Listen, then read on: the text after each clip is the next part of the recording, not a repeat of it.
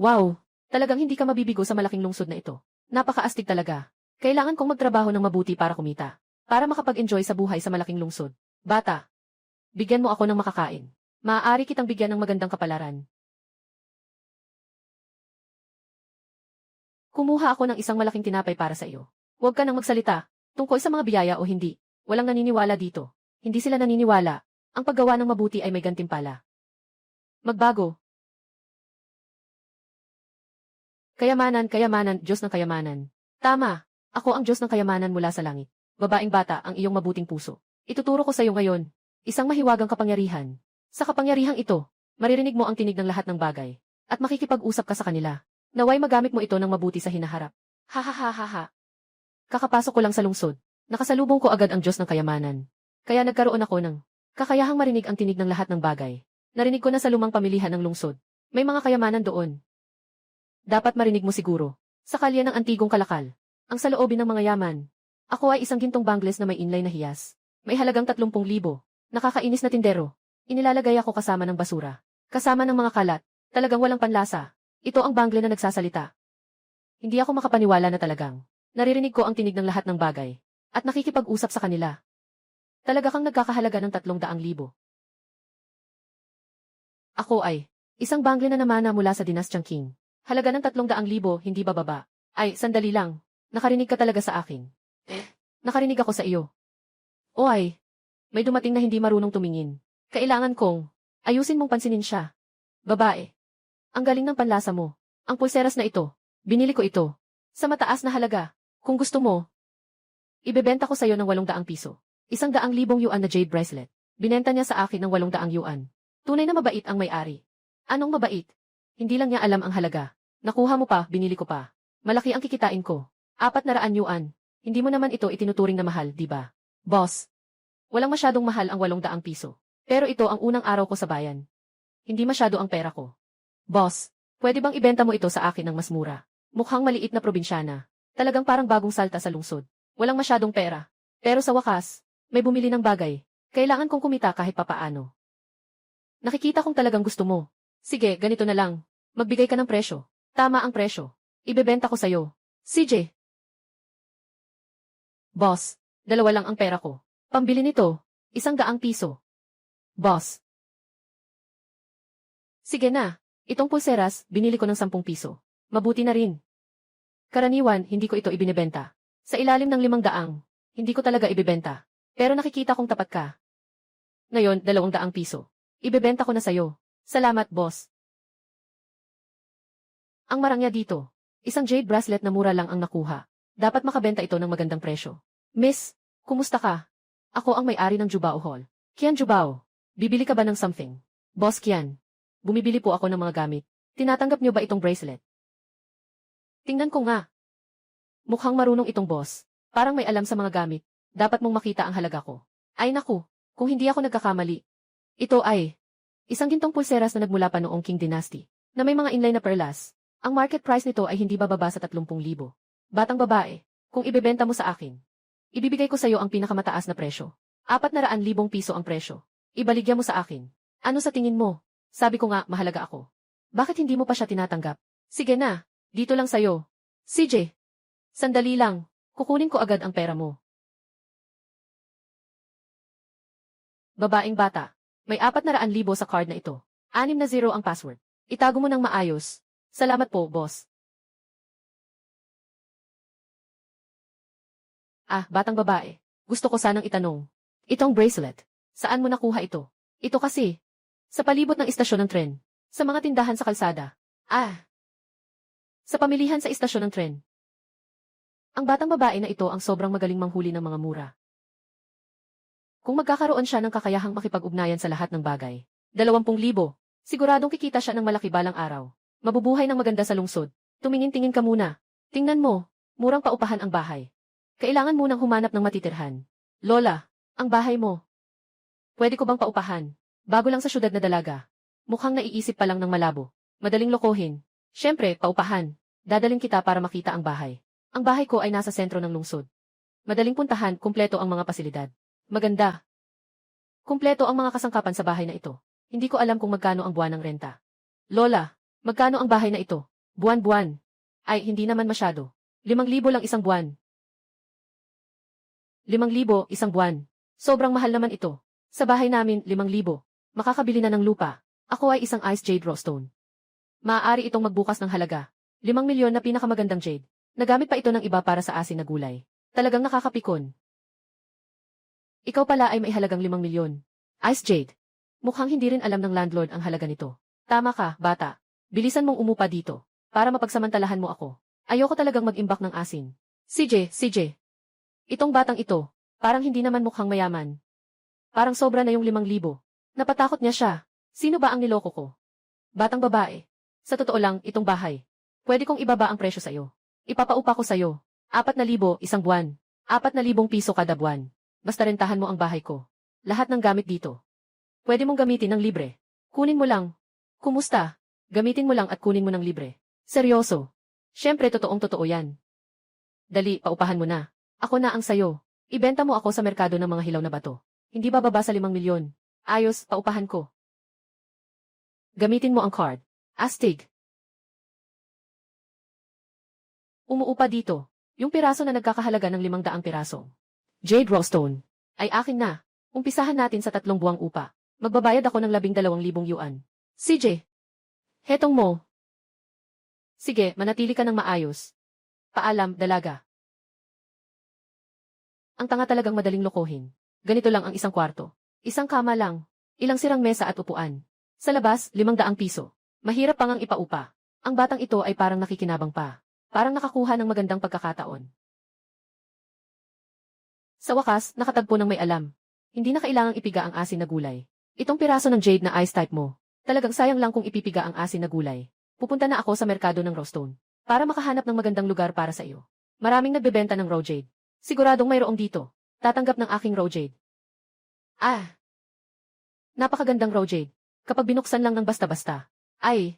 Ice type jade na kulay hari ng berde. Kung mabili ito, ay siguradong yayaman ka. Hahaha. Ako ay mababang uri ng jade. Marami akong impurities. Halaga ko ay 80 lang. Ako rin ay mababang uri ng jade. Halaga ko ay 50 piso lang. Itong pwesto. Wala man lang kahit isang magandang jade dito. Miss, subukan mong bumili ng isa. Kung suswertehin ka, siguradong makakakuha ka ng magandang item. Sa dami ng mga rawstone dito, wala ni isa kahit magandang jade. Hindi ako bibili. Boss, dumating ako ngayon. Hindi para bumili ng hilaw na bato. Para akong magbenta ng hilaw na bato. Ano? Magbebenta ng hilaw na bato. Babaeng bata. Anong magandang batong pang-ukit meron ka? Ito lang ito. Mabuhok ang ibabaw. Hindi matagos ng ilaw. Hindi maganda ang kalidad. Batang babae. Magkano ang gusto mong ibenta? Gusto kong ibenta ng 500,000,000. Ano? 5,000,000. Itong sirang bato mo. Ibebenta mo sa akin ng 5,000,000. Alaynan. Nasa kali ako ng sugalan ng bato. Nagbebenta na ako ng raw stones ng maraming taon. Ang ganitong klase ng bato mo. Pinakamataas ay mabibenta lang. Ng 1,800 piso. Pero gusto mo akong bilhan ng 5,000,000 piso. Akala mo ba akong tanga? Boss. Hindi ka nangahas magbenta ng ganoon kamahal. Dahil ang mga paninda mo ay puro mura lang. Naglalakas loob akong ibenta ito ng 500 yuan. Dahil talagang nagkakahalaga ito ng 500 yuan. Itong batong ito, amoy maasim na repolyo. Sa tingin ko, ito ay isang sira-sirang bato na ginagamit sa pagpreserba ng repolyo. Hindi man lang worth 5 pesos. Boss, ang bulag mo naman. Nasa loob ko ay isang ice jade na nagkakahalaga ng 500,000. Sige na lang, ganito na lang. Maghula kayo ng 2. Buksan nyo itong bato at silipin. Kung tunay bang nagkakahalaga ito ng 500,000. Kung ang iyong bato ay nagkakahalaga ng 500,000, ibibigay ng amo ng doble. Bibilhin niya ang bato. Kung ang maliit mong babae ang bato mo, ay hindi nagkakahalaga ng 500,000. Lahat ng bato sa sto ng amo. Bibiliin niya. Anong tingin mo? Yung batang na ito, yung bato niya. Hindi talaga pwedeng maglabas ng maganda. Sa laro na ito, panalo lang ako, hindi talo. CJ, huwag kang makipaglaro sa kanya. Mas malaki pa ang kikitain mo ng 500,000. Sa tingin ko, ayos na rin. Magbukas ka na ng bato. Tungkol sa batong hawak ng dalagang ito. Magaspang ang balat. Walang kahit kaunting mottled at python band. Wala. Hindi maganda ang kalidad. Imposibleng makakuha ng 5,000,000 halaga ng jade mula sa batong nasa pwesto ng boss. Hindi bababa sa 100,000. Mukhang ang batang babae ay gagastos ng malaki ngayon. Paano kung ang bato ng batang babae ay talagang 5,000,000 halaga? Ganito kasigurado ang batang babae. Mukhang hindi siya nagsisinungaling. Ay, naniwala ka talaga. Sabi ko ako si Qin Shi Huang. Tingnan mo kung kamukha ko ba ako. Tumaas na, nagsimula ng tumaas. Ang kalidad nito ay ice type jade. At mataas pa ang clarity. Ang ganda. Ang linaw nito. Sapat para makita ang mga letra. Walang kahit anong bulak. Tiyak na nagkakahalaga ng 5 milyon. Ngayon, naniniwala ka na ba? Ang sinabi niya ay totoo pala. Talagang napakahalaga ng batong ito. Boss, dahil talagang lumabas ito. Kaya't ikaw ay, biliin mo na ng doble. Doblehin mo na. Magkakahalaga ito ng 10 milyon. Hoy, boss. Tanggapin mo ang resulta ng sugal. Gusto mo bang magloko? Boss. Hindi ka tapat sa salita. Wala nang negosyo pagkatapos nito. Sino ang nagsabing hindi ako tapat? Hindi ko naman sinabing hindi bibili. Buksan mo ang cellphone. Ita-transfer ko sa'yo ang pera. Wala akong cellphone. Transfer mo na lang sa card. Mag-transfer ng 10 milyon. Ang galing. 5 milyon naging 10 milyon. Hindi ko akalain. Ikaw, batang babae. Napakamatalinong tao mo. Sakto lang. Ang pangunahing dahilan ay kaya kong marinig ang kanilang mga saloobin. Alamin ang kanilang halaga. Maliit na babae. Bata pa. Ang talas ng mata. At napakamapagpakumbaba. Talagang kahanga-hanga. Wala. Uy, maliit na babae. Kanina sinabi mo na ang bato mo ay nagkakahalaga ng 5 milyong piso. Talagang 5 milyon ang halaga nito. Ang mga bato sa kanyang pwesto. Kung sinabi mong walang halaga, talagang walang halaga iyon. Swerte ko ngayon ay malas. Hindi na ako magnenegosyo. Tumakas ang boss na ito. Kakatapos lang niyang sabihin na ang bato mo ay ginagamit sa pagpreserba ng gulay. Walang pananaw talaga. Bata, saan mo nabili ang batong ito? Sabihin mo sa akin, para makakuha rin ako ng pagkakataon. Kumita ng kaunting pera.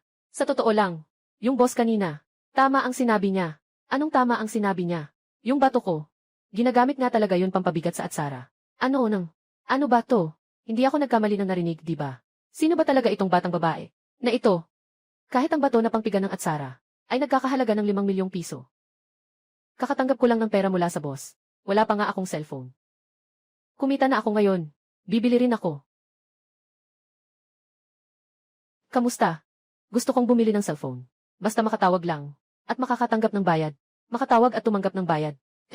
Itong hindi kilalang brand na cellphone sa tindahan. Nakatayo na ito ng 3 buwan. Walang bumili. Parang hindi marunong makakita ng halaga itong batang babae. Mas maganda siguro kung arerekomenda ko na lang sa kanya. Para sa kanya na ito. Ginoo, arerekomenda ko po sa inyo itong cellphone na ito. Ang disenyo ng cellphone na ito ay talagang kahanga-hanga. May pakiramdam ng porselana. Napakaangkop para sa mga babae. 3,000 piso lang. Ako ay isang cellphone na nagkakahalaga ng 1,000. Mura at hindi kilalang tatak. May presyo na 3,000. Walang gustong bumili.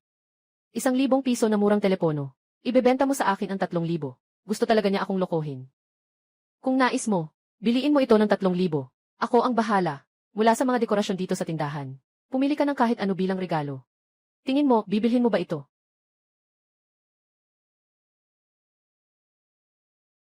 Ako ay pusa ng swerte na 9 piso. Pusa ng swerte. Napakakwentong ng boss. Isang pusa na 9 piso lang. Anong kayamanan ang maibibigay nito? Ako ay isang dekorasyon na nagkakahalaga ng 3,000 piso. Sa tindahang ito, marahil ako ang pinakamahal. Ako ay isang salamin na repolyo na nagkakahalaga ng 80. Pero ang pangalan ko ay Jade Repolyo. Ako ay isang napakamahal na itim na ebony. Isang maliit na piraso ay nagkakahalaga ng 1,000. At ako, na ganito kalaki, ay isang buo at malaking piraso. Kahit na ano paman, ay hindi bababa sa 3,000 yuan. 20 milyon.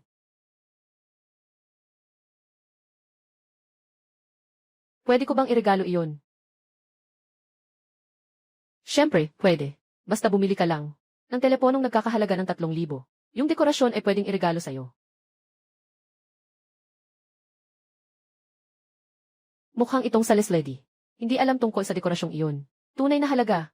Yung empleyado ay niloko ako para bumili ng peking cellphone. Kaya't kinuha ang mga yaman ng tindahan ninyo. Siguraduhing ipadala. CJ, kaya't mag-swipe na tayo.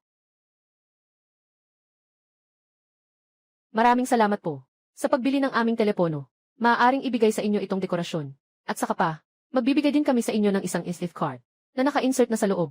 Sana sa susunod ay may pagkakataon kayong bumisita ulit sa aming tindahan. Binigyan mo pa ako ng isang gift card. Ayos lang naman, dahil sa 30 milyon. Patawarin kita. Madaling lokohin ang mga batang babae. Bumili ng sirang telepono para lang sa isang dekorasyon. Ang galing mo talaga, Xiao Kui. Nakatingga dito ng 3 buwan. Wala ni isa ang nabenta. Ikaw, nabenta mo agad. Ibinigay mo ang dekorasyon ng boss. Pwede ba talaga yon? Ay, Dekorasyon ng boss yan. Ano bang maganda dyan? Malay mo, binili sa Pinduoduo ng siyam na 4 na piso. Tutu. Sino ba ang may magandang material na ginawang Ultraman? Nga. Pero ito ay para lang sa mga tagalungsod. Ang kakaiba talaga ng panlasa nila. Magandang material, ginawa pa sa ganitong kakaibang anyo.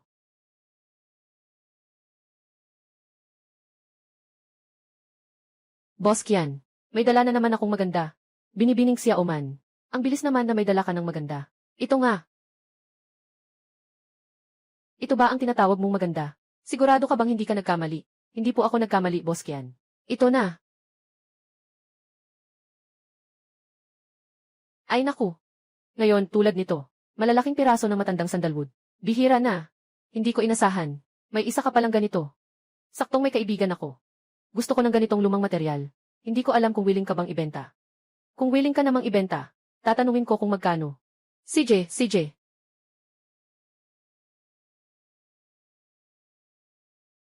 Ayan, Gil.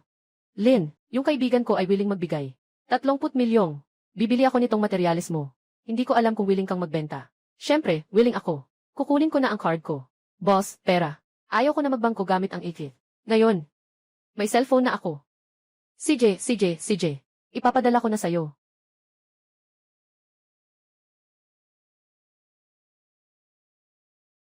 Tumingin si Manggong Xiaoman sa isang ordinaryo. Sa ganitong maikling panahon, nakapaglabas siya ng dalawang napakagandang hiyas. Marahil ay may dala siyang napakahalagang pagkakakilanlan. Mas madalas akong makipag-ugnayan sa kanya. Para kapag naaalala niya ako. Kapag kumakain siya ng karne, makakain din ako ng sabaw. Napakahusay ni Binibinilin. Hindi ko alam kung maaari ba akong makahingi ng iyong kontak. Para kapag may magagandang bagay, maaari mo itong dalhin sa akin. Sinasabi talaga ng mga tao sa bayan na magalang sila magsalita. Siyempre, Boss K. Ako si Kijubao, garantisado ko. Basta, dalhin mo lang ang mga bagay dito sa akin. Ako, tiyak na bibigyan kita ng pinakamataas na presyo. Boss K, huwag kang mag-alala. Pinapangako ko. Kapag may magandang bagay, ikaw ang unahin ko. Sasabi ka kung marinig ang magandang balita mo. Paalam, Ginoong Kian. Naupa na ang bahay. At may cellphone na rin ako. Susunod, bumili ng magandang damit.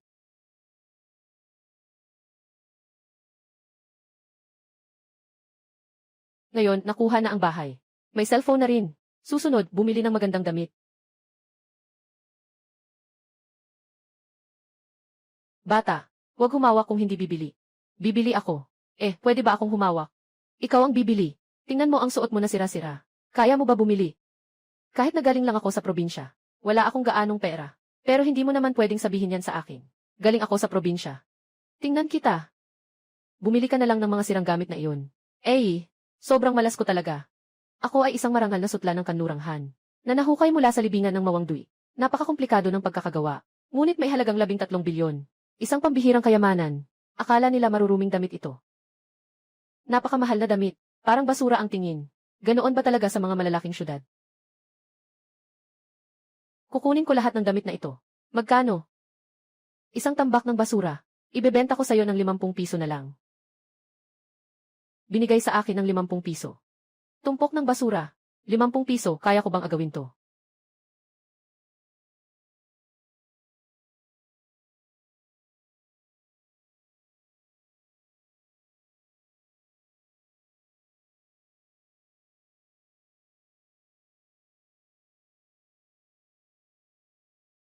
Diyos ko, ang damit na nagkakahalaga ng 13 bilyon ay itinuturing na basura.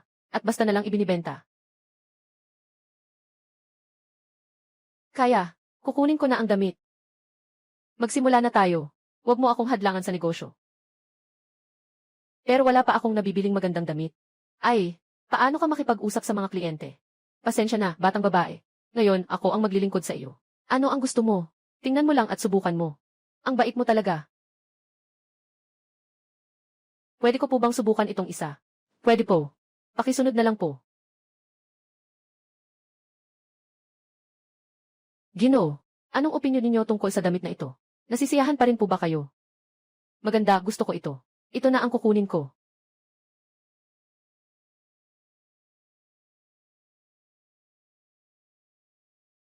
Mayaman talaga siya para bumili.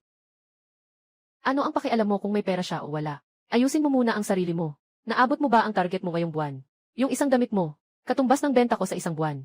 Kung alam ko lang ang resulta. Hindi ko sana ito ibinigay sa iyo. Hindi na naman umabot ang benta ngayong buwan. Tinanggal ka na.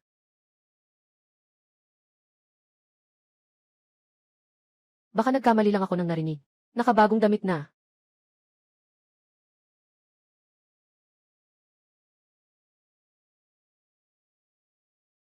Hoy, boss ng pera. May dala akong isang bagay mula sa kanlurang Han. Tinatanggap mo ba ang sutlang zen na gawa sa pinong seda? Seda na zen na suot noong Han Dynasty. Sigurado ka ba? Siyempre, sigurado ako. Ito ay seda na zen mula noong Han Dynasty. Kung tatanggapin mo ito, ipapadala ko ito sa iyong tindahan. Kung talaga itong seda na zen mula sa Western Han, hindi ko kayang tanggapin dito. Ng ganitong napakahalagang bagay. Ganito na lang. Binibining Lin, dalhin mo ang bagay na ito sa tindahan ko. Papaiyakin ko ang iba para tingnan din. CJ. Hoy, Kuya Zhang. Mayroon akong isang pambihirang kayamanan. Gusto mo bang pumunta rito? At tingnan ito ng magkasama. Oh, pambihirang kayamanan. Kumusta ang kalidad? Ay, hindi ko pa nga nakikita. Pero, yung inilabas niya. Malamang totoo.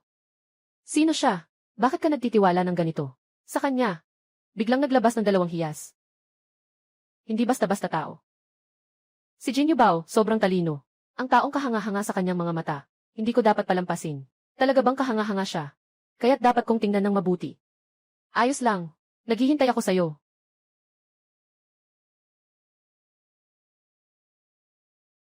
Ayan, Gil. Lin, ito ang kaibigan kong si Lao Zhang. Kumusta po, Gil? Lin, mas bihasa si Ginoong Zhang sa pag-aaral ng tela, kaysa sa akin. Sabi ninyo, ang hawak ninyo ay isang kasuotang zen mula sa tela ng Han Dynasty. Baka kulang ang aking kaalaman. At magkamali ako. Kaya inimbitahan ko si Ginoong Zhang para sabay kaming suriin ito. Sana hindi ka namin na-offend. Hindi naman, hindi. Salamat din kay Boss Zhang. Na pumunta pa talaga. Tingnan mo, ganito ang sabi niya. Walang problema, walang hirap. Boss Kian. Sabay nating pag-usapan ang tungkol sa sutla na Zen Robes. Ako naman, ay labis na nagulat. Sa ganitong kayamanan, na naligaw pa sa labas. Kung totoo man ito, makakakita ako ng napakaraming bagay. Dapat tayong magpasalamat. Binibining Lin, ako ang tunay na nagbibigay sa akin ang pagkakataong ito. Bakit ngayon si Lao Zhang? Ang bait-bait niya.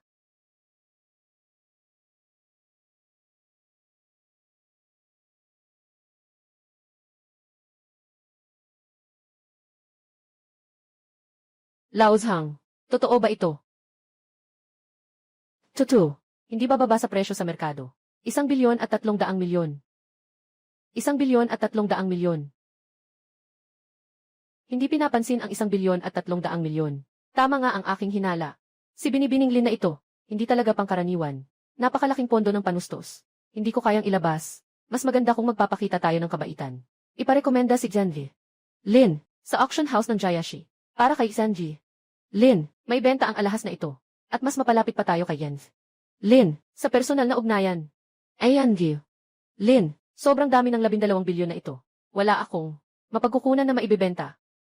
Mas mabuti pang irekomenda kita. Sa Jayashi Auction House. Huwag sabihin na 12 bilyon na. Kahit na mas mataas ang presyo. Hindi naman ito isang bagay na mahirap. Ano sa tingin mo? Pwede naman. Kung si Ginoong Kian ay makakapagpakilala sa akin. Social na iyon. CJ, pupunta na ako para makipag-ugnayan. Sakto lang, ilang araw na lang. May isang malaking auction. Maraming mga kayamanan ang lalabas. Ikaw na kayamanan. Dapat ikaw ang pangwakas. Sa araw ng auction. Sasama ako kay Yanvi. Lin, masaya rin akong makasama si Yanvi.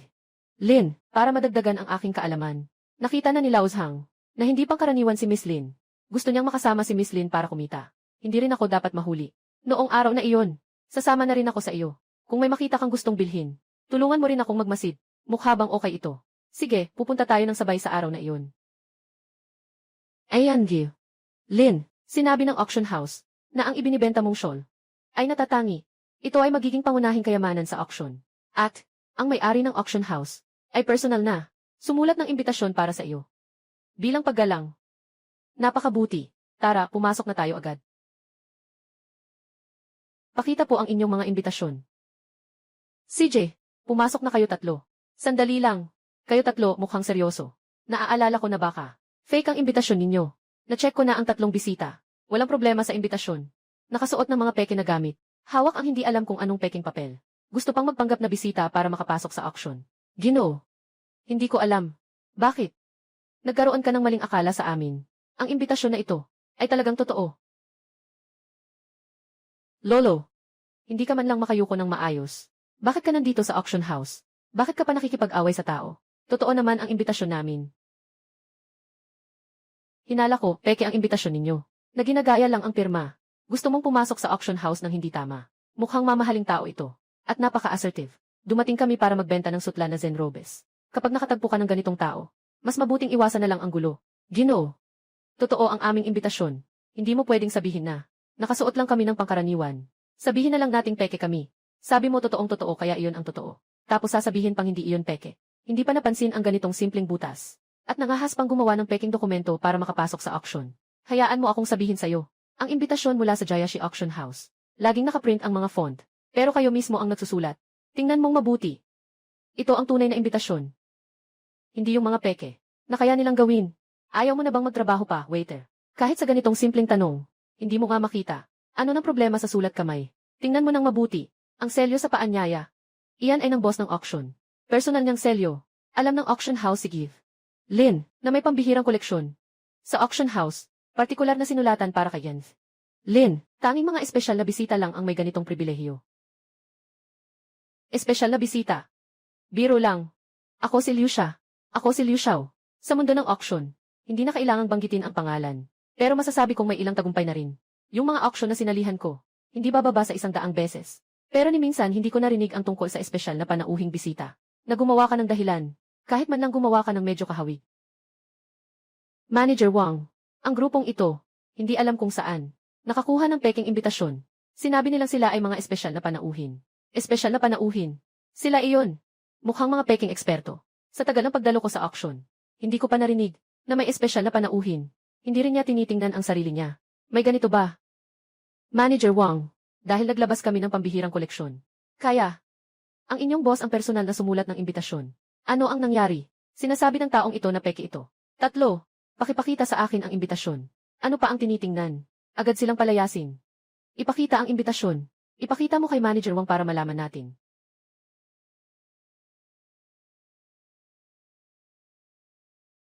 Tatlong tao, pakiusap, pumasok na kayo agad. Manager Wang, nadaya ka rin ba nila? Liu Xiao. Ang tatlong ito ay talaga namang mga ilaysin ng auction para ipakita ang pagpapahalaga ng boss. Ay personal siyang nagsulat ng imbitasyon. Hindi pwedeng mali. Ang may-ari ng auction house na ito, talagang nagsulat ng imbitasyon ng kamay. Liu Xiao, kakainis mo sa aming mga bisita. Magsorry ka sa kanila. Hindi pwede. Hindi ako magsisisi sa mga mahihirap na to. Kaya't, kailangan na kitang paalisin. Sa pagkakataong ito, pinakiusapan ako ng ama na, kailangan kong kunan ng larawan ang huling koleksyon. Kung dahil sa bagay na ito, hindi ako makapasok sa auction. Siguradong wala akong magandang balita pag uwi. Mga Ginoo, pasensya na. Ginoong Lin. Kami. Ayos lang kayong dalawa. Anong espesyal na panauhing bisita? Matapang kayong makipagkontra sa akin, si Liu Li. Magkakaroon kayo ng masamang resulta. Mas gugustuhin ng boss na mapikon si Liu Dazhao. Kailangan din nating bantayan ang mga ito. Mga hindi kilalang bisita. Itong mga ito, talagang hindi basta-basta ang mga ito. Ang imbitasyon na sulat na mano-mano ng boss namin. Akala namin, na nagdulot ito ng hindi pagkakaintindihan sa inyo. Lubos kaming humihingi ng paumanhin. Kamakailan lang, sinabi sa akin ng boss ko.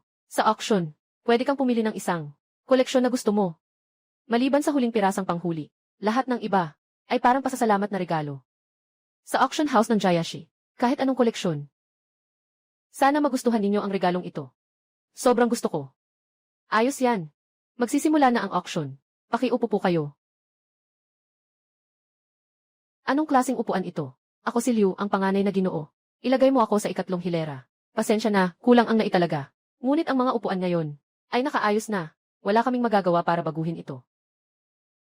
Umalis ka sa daan. Liu Xiao, maupo ka.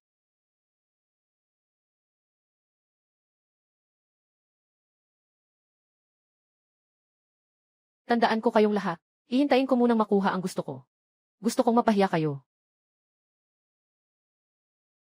Malugod kayong tinatanggap sa Jayashi Auction House. Bawat item na di-angkat natin ngayon ay isang bihirang yaman. Sana makakuha kayo ng paboritong alahas. Ako ang batang master na may matalim na mata. Hindi pa ako kailanman nakabili ng peke.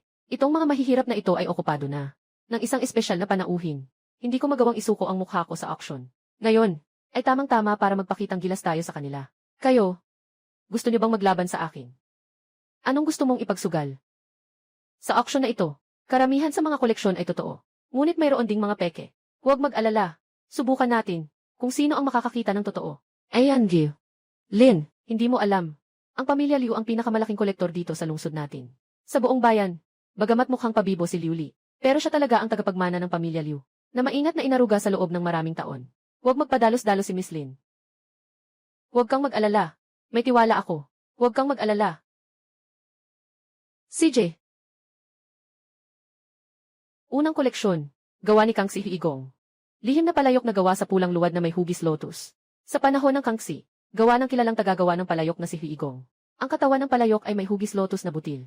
Ang Huigong na sistema, napakabihirang makatagpo ng zuni na tiapot. Ang tiapot na ito ay nasa napakagandang kondisyon. Simulang presyo, 110,000. Ako ay isang zuni na lotus tiapot ng Huigong. Ngunit ito ay isang modernong kopya. Iba ito sa tunay na produkto. Nang ginawa ni Huigong ang pulang luwad na takure na may disenyo ng lotus seed. Sa katawan at balikat ng takure, mayroong napakagaan na bakas ng daliri. Ngunit wala ako nito. Ang pulang luwad na takure na ito ay gawa mula sa orihinal na mineral na cinnabar. Ito ay kulay kahel pula. Ang sukat ng bibig at hawakan ng takure ay balanse. Maganda ang pagkakagawa. Sa tingin ko ito ay tunay. Kung tunay nga ito, bibilhin ko na ito. Ang pulang luwad na tiapot na ito. Sandali, sa tingin ko ito ay peke. Peke nga. Paano pwedeng mangyari iyon? Huwad ito. Anong sinasabi mong kalokohan? Paano pwedeng maging huwad ito? Napakahusay ng pagkakagawa nitong palayo. Saan mo nalaman? Huwag kang magkalokohan. Habang ginagawa ni Huigong ang lotus seed na palayo, masasanay ka na sa katawan ng tiapot ng isang napakaliit na marka ng daliri. Pero wala talaga ito. Si Huigong ay hindi kailanman nagkaroon ng ganitong ugali. Sa lahat ng narito, kayo ay mga eksperto sa koleksyon. Huwag kang magbulaan dito. Nga. Lahat tayo ay naglalaro ng mga koleksyon ng maraming taon na. Hindi ko pa narinig ang ganitong sinasabi. Tama. Wala namang ganitong ugali si Huigong. Saan mo naman narinig yan? Nandito ka na naman sa walang kwentang usapan. Saan ko naman nalaman yan? Siyempre, ang palayok na ito ang nagsabi sa akin. Kaya't ikaw ba ay kukuha ng litrato o hindi? Sinasabi ko sa iyo na huwag kang kumuha ng litrato. Ito ay pek. Ang batang babae na ito ay napakabata pa. Mukhang wala naman talagang kakayahan. Tama si Liu Xiao. At saka, nag-ipon ako ng mga taon. Totoong hindi ko narinig na si Ginoong Huigi ay may ganitong ugali. Talo. 1,100,000. Nagbid ako ng 1,300,000. 1,450,000. 1,670,000. 1,110,000. 166,000 isang beses. 166,000 dalawang beses. 166,000 tatlong beses. Nagawa. Ngayon, oras na para ipakita ang sagot. Hayaan ninyong makita. Talagang itong batang babae. Wala akong alam. Malapit nang ipahayag ang tunay na pagkakakilanlan ng piraso. Ang pirasong ito ay pek. Ano? Paano magiging peke ang pang-ibabaw at hugis ng palayok na ito? Possible. Tama nga ang sinabi ng ginang na ito. Gawa ng Huigong. Kapag gumagawa ng tiapot na iksing, mayroong isang maliit na kaugalian na nag-iiwan ng bahagyang bakas ng daliri sa katawan ng bote. Impossible. Walang ganitong kaugalian ang Huigong. Talagang hindi ko pa naririnig kailanman. May ganitong ugali si Lord Hai. Naiipon ko na ng mga malaki at maliit na purple clay teapots. Nagamit na ni Lord Hai ang 1 o 2 beses. Talagang hindi ko pa nakitang. Dahil yun ang ugali ni Lord Hai. Kamakailan lang namin na-discover. Bumili ang boss namin ng 3 purple clay teapot. Matapos ang masusing pagsusuri at paghahambing. Napansin namin na sa hawakan ng tiapot, may maliliit na fingerprint ng may-ari. Nakipag-ugnayan ang boss sa maraming kolektor na may koleksyon ng mga likha ni Hai. Matapos ang usapan na tuklasan na talagang mayroon itong ugali. Naisip ko na tama ang batang ito.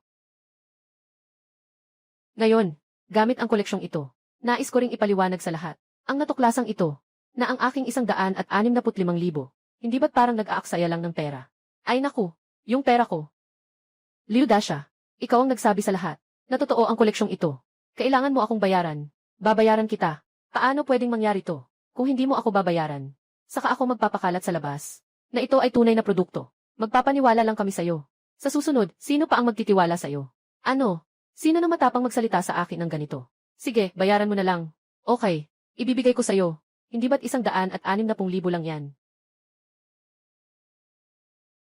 Sandali lang. Yung sa auction house ninyo. Kaka-discover lang nila. Paano niya nalaman? Nagtulungan ba kayo ng maaga sa kanya? Nagsabwatan ba kayo ng maaga? Talaga bang ang auction house ang nagpadala ng tauhan? Ang Jayashi Auction House ay 100 taong lumang tindahan. Hindi siguro sila gagawa ng ganitong bagay. Maghinay-hinay muna kayo. Ang aming auction house ay itinatag pa noong Republika. Mula nang magsimula hanggang ngayon. Hindi namin sisiraan ang aming pangalan. Nagtataka rin ako, Ginang. Paano ninyo nalaman? Hindi ko nga talaga. Nahanap ito sa inyong auction house. Ako mismo ang nakapansin nito. Ang ganitong kalaking auction house. Tunay na malakas ang kakayahan. Maraming paghahambing. Doon lang napansin ang simbolong ito. Sa sarili niyang pagkakatuklas. Paano naman niya nalaman? Maliban na lang kung siya mismo. May malaking koneksyon. Kung may mga resources, pwedeng ikumpara-compare. Para madiscover. Hindi ba itong si Ginoong Lin? May malalim na background. At hindi pangkaraniwan ang lakas. Ikaw ang nakadiscover nito. Bago pa man namin anunsyo si Ginoong Lin. Ay alam na niya. Parang kami rin ba, katulad ng amo namin. Nakapaghawak na rin ng maraming koleksyon. Naikumpara na ba ito? Paano ko sasagutin ito? Parang sasabihin ko, kaya kong makipag-ugnayan sa lahat ng bagay. Na sinasabi ng Purple Clay Teapot mismo sa akin. Ay, sige na lang. Sundin na lang natin ang paliwanag niya. Si Binibining Lin na ito, talagang may malalim na pinagmulan. Napakahusay talaga ni Binibining Lin. May kakayahan ang batang ito. Hindi mo aakalain. Anong pambihirang lakas? Sa tingin ko, nagkataon lang siya. Na nahulaan niya, isang batang babae lang. Paano siya magkakaroon ng ganitong malaking background at lakas? Tingnan mo kung paano kita mahuli. Mangyaring umupo na ang lahat. Ang palengke ay magpapatuloy. Mag-ingat kayong lahat. Makuha ang inyong paboritong bagay. Susunod na item ay isang likha mula sa Ming Dynasty. Ang koleksyon ni Shen Tuchong ng mga tanawin. Dahil sa hindi maayos na pangangalaga. May ilang bahagi ang nasira. Hindi na pwedeng ayusin. Kaya ang nagbebenta ay handang bumaba ng presyo para mabenta. Itong koleksyon, nagsisimula sa 100,000. Ngayon ay sisimulan natin sa 5 partido. Itong batang babae. Sagot niya noong nakaraang beses ay tama. Siguro ay aksidente lang. Ngayon, siya muna ang papasok. Tingnan natin kung meron siyang tunay na bagay. Ngayon, ikaw muna ang pumasok. Ako ay ang album ng mga larawan ng bundok at ilog ni Shen Shaizhong. Sa kasalukuyan, sira na ito. Hindi naman ako gaanong mahal. Pero nasa loob ng aking scroll ng mga larawan. Nagtataglay ng isang likha ni Wang Xizhi. Na Ping Antay. Na nagkakahalaga ng 300 milyon. 300 milyon. Hindi ko inasahan. Na sa isang painting na nagkakahalaga ng 50,000. Ay may nakatagong. 300 milyong tunay na likha ni Wang Xizhi. Nakapatong ang painting na ito sa mesa. Tumingin lang ako. At sinabi kong may sulat ni Wang Xizhi dito. Hindi naman siguro maniniwala ang iba. Kung tatanungin nila ako, kung paano ko nalaman, paano ko ipapaliwanag iyon, hindi ko dapat sabihin iyon. Ganito kasimpleng larawan. Hindi mo pa rin nakikita. Ang dahilan. Hindi mo naman siguro sa mga nakaraang pagkakataon. Ay tiningan mo lang ako, di ba? Nga. Ganito kasimpleng larawan. Hindi mo pa rin nakikita. Talaga bang? Kanina ay nagkataon lang siya. Bago. Sa urnong ni Huigong nagawa sa Purple Clay. Kitang-kita naman. Ngunit sa pagkakataong ito, hindi niya ba mapapansin? Kung hindi mo mapapansin, hayaan mo akong magsabi na ang landscape painting ni Shen Shichong ay tunay nga. Kahit na ito ay nasira, ay may halagang 50,000 piso pa rin.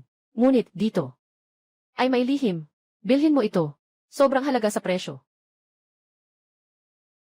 Kung hindi mo ito ipapaliwanag, nandito ka lang para magpanggap. Ang painting na ito ay kahawig ng kay Huichong. Mga mangingisda sa Huanghe Mountain at iba pa. Maraming mga pintor ng tanawin. Iba-iba ang kanilang mga teknik. Ngunit ito ay tunay na likha. Yung dalawang nagsasalita. Totoo ang lahat. Pero si Shen Shaizhong ay hindi masyadong kilala. At may sira pang painting. Ganitong klase ng painting. Binili mo ng 50,000. Wala namang silbi. Mukhang mapapahamak ka lang dito. Hindi ba sinabi ng batang babae? Sobrang halaga sa presyo. May ibang mundo sa loob ng larawan. Nakikita mo ba ang ibang mundo sa loob? Kung gusto mong bumili, bumili ka na. Ano namang masama kung tama siya minsan? Isang pagkakataon lang iyon. Tingnan natin kung sino ang magtatangkang maniwala sa kanya. Larawan ng bundok at tubig. Simula sa 50,000. Ito ba ay talagang ibebenta?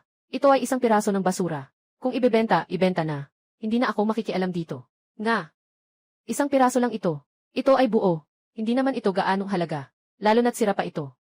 Mas mabuti pang huwag hawakan. Sobrang halaga nito.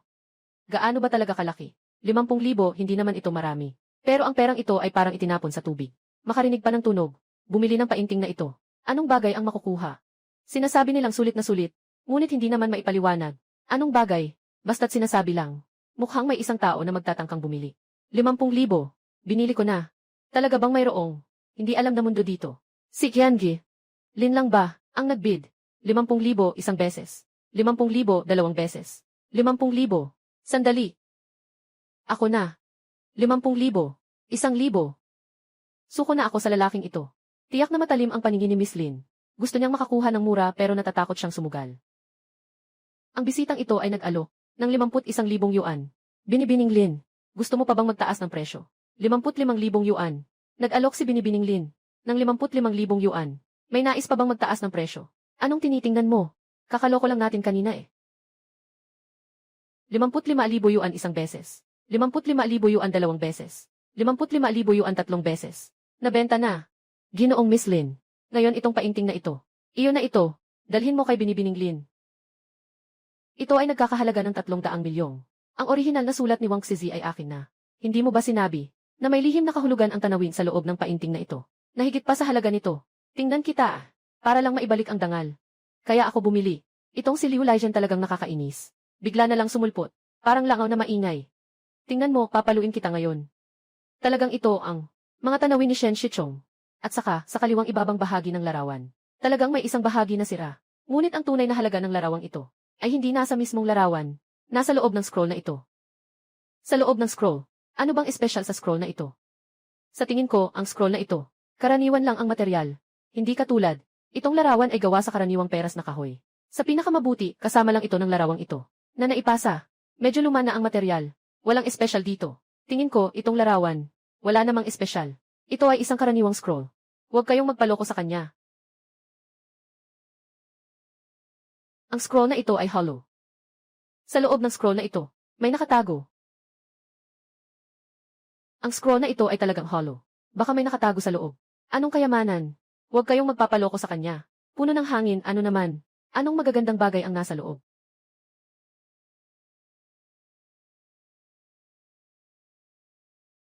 Sa loob ng scroll na ito, nakatago ang tunay na likha ni Wang Zizi. Ang Ping An Tai. Ginoong Lin. Pahintulutan mo akong tingnan. Sige, tingnan mo.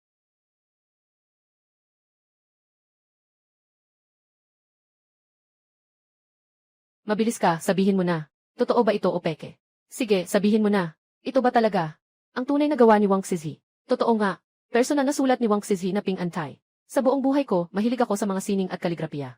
Ngayon, sa wakas ay nakita ko na ang tunay na likha ni Wang Zizi. Ang tunay na gawa ni Wang Zizi. At ito ay totoong totoo.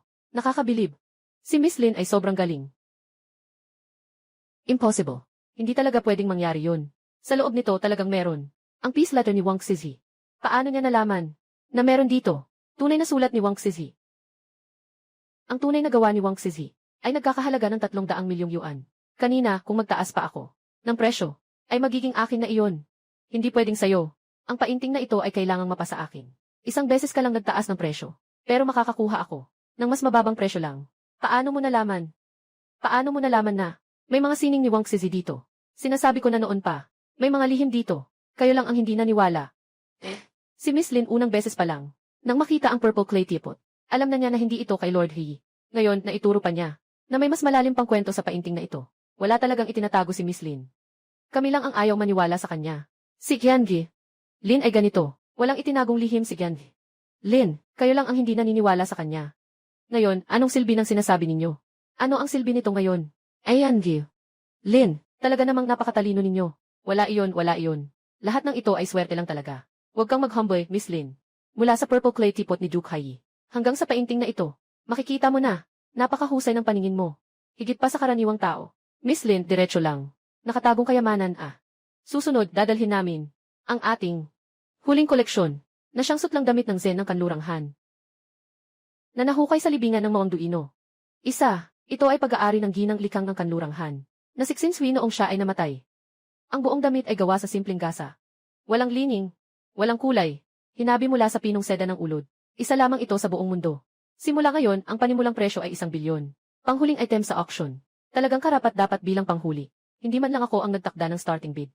Hindi maabot ang abot tanaw. Kailangan kong sabihin, yung seda at Zen robe mula sa Western Han. Talagang napakagaling ng pagkakagawa. At saka sa ilalim ng lupa. Matagal nang nakabaon. Hindi pa rin nasira. Hindi maikakailan na ito ay tunay na produkto. Maglalabas ako ng 11 bilyon. Talagang hindi nagpapahuli si Liu. 1 bilyon agad ang inilabas. Mukhang determinado siya sa pirasong ito. Talagang nais niyang makuha ito. Tama nga, si Liu pa rin. Malaki ang yaman niya. Gusto mong makuha ang bagay. Madali lang gawin sa isang pindot. Sa tingin ko, sa ilang mga round, hindi siya masyadong kumilos. Naghihintay lang pala siya dito. Anong tingin mo? Ikumpara mo ang lakas natin. Malayo pa ang lalakarin mo. Nakikita kita. Magpahinga ka dyan sa malamig. Pumunta ako dito sa auction. Para lang dito. Para sa koleksyon na ito. Huwag niyo akong pipilitin. At saka, binilin pa sa akin ng tatay ko. Na makipagkaibigan sa kanila. Ang may-ari ng koleksyong ito. Na makakapaglabas ng ganitong antas ng koleksyon. Ay tiyak na may napakalaking posisyon sa buong mundo ng mga antigong bagay. Siyempre makakatulong ito sa pamilya Liu. Si Liu Xiao ay nag-alok ng 11 bilyon. May mas mataas pa bang presyo dyan? Kahit si Liu Xiao ay naglaban na. Talagang gusto niyang makuha ang koleksyon na ito. Kami, mga maliliit na manlalaro. Hindi na makikisali. Tama ba? Sayaman, kumpara kay Liu Xiao. Hindi ba tayo ang nagsasagawa ng sariling kamatayan? Sabi nila Oli na ito ang koleksyon ko. Hindi ko na kailangang makialam. Pero dati, binigay sa akin nila usang itong Silk Han Dynasty Zen Robe. Tinatayang halaga ay 31 bilyon. Sa ngayon, ang ibang mga bisita ay ayaw nang sumubok. Bilyon. Kukunin ito ni Liu Li. Masyado bang mura para sa kanya? Mag-aalok ako ng 12 bilyon. Ayan, Gil. Lin, ito ay iyong sariling koleksyon. Bakit ka pa nag-aalok? Mayroon bang patakaran? Hindi ba pwedeng bilhin ang sarili mong mga gamit? Walang nakasaad na bawal. Na hindi mo pwedeng ipagbili ang sarili mong koleksyon. Pero kung ganun nga, parang sayang lang ang pagpunta natin dito. Itago mo na lang sa puso mo. Hindi ka malulugi. Ikaw na babae. Bakit? Kailangang makialam sa lahat ng bagay. Ang Han Dynasty na simpleng sutla na damit na ito ay napakahalaga. Gusto mo ito? Siyempre gusto ko rin. Kaya tayo ay maglaro tayo ng patas. CJ, maghintay ka lang dyan. Magbibigay ako ng 13 bilyon. 14 na bilyon. Muling nagtataas ng kamay si Miss Lin. 1,600 milyon. Magbibigay ako ng 2 bilyong. Ako si Liu Li ngayon. Dito ko ilalagay ang salita ko. Ang gusto kong bagay. Walang sinuman ang makakakuha nito. Muling nagtaas ng presyo si Ken. Lin, 21 bilyon. Malakas ang pondo ni Liu Xiao. May kakayahan siyang magbid. Sino ba si Miss Lin na ito? Ano ba ang kanyang background? Na kaya niyang makipagsabayan kay Liu Xiao? Sa dalawang nakaraang paligsahan, lahat ng binili ni Miss Lin ay tama. Ngayon ay may lakas pa rin. Sa unit ng bilyon, nakikipagtawaran kay Liu Xiao. Sa tingin ko kung hindi dahil sa matagal na pagkalubog. Sa mga pamilyang kilala sa larangan ng mga antigong bagay. Marahil ay wala. Sa ganitong kaalaman at kumpiyansa. Kung ganoon ang sasabihin mo. Totoo, naaalala ko. Sa mundo ng mga kolektor sa Beijing, may isang malaking pamilya na ang apelyido ay Lin. Ang pinuno ng henerasyon na ito ay isang babae. Hindi kaya? Si Miss Lin siya. Kanina tinanong si Miss Lin ng host, may mga nakatagong bagay ba sa bahay? Pero hindi niya ito itinanggi. Tingnan mo. Malaki ang posibilidad. Itong babaeng hindi kilala. Nakaayos na sira-sira. Baka talagang mayroong mga bagay na hindi ko maiiwasan. Ginoong Lin. 21 bilyon isang beses. 21 bilyon 2 beses. Ang kasaysayan nito. Totoo bang handa na nilang iwanan? Hindi pwede.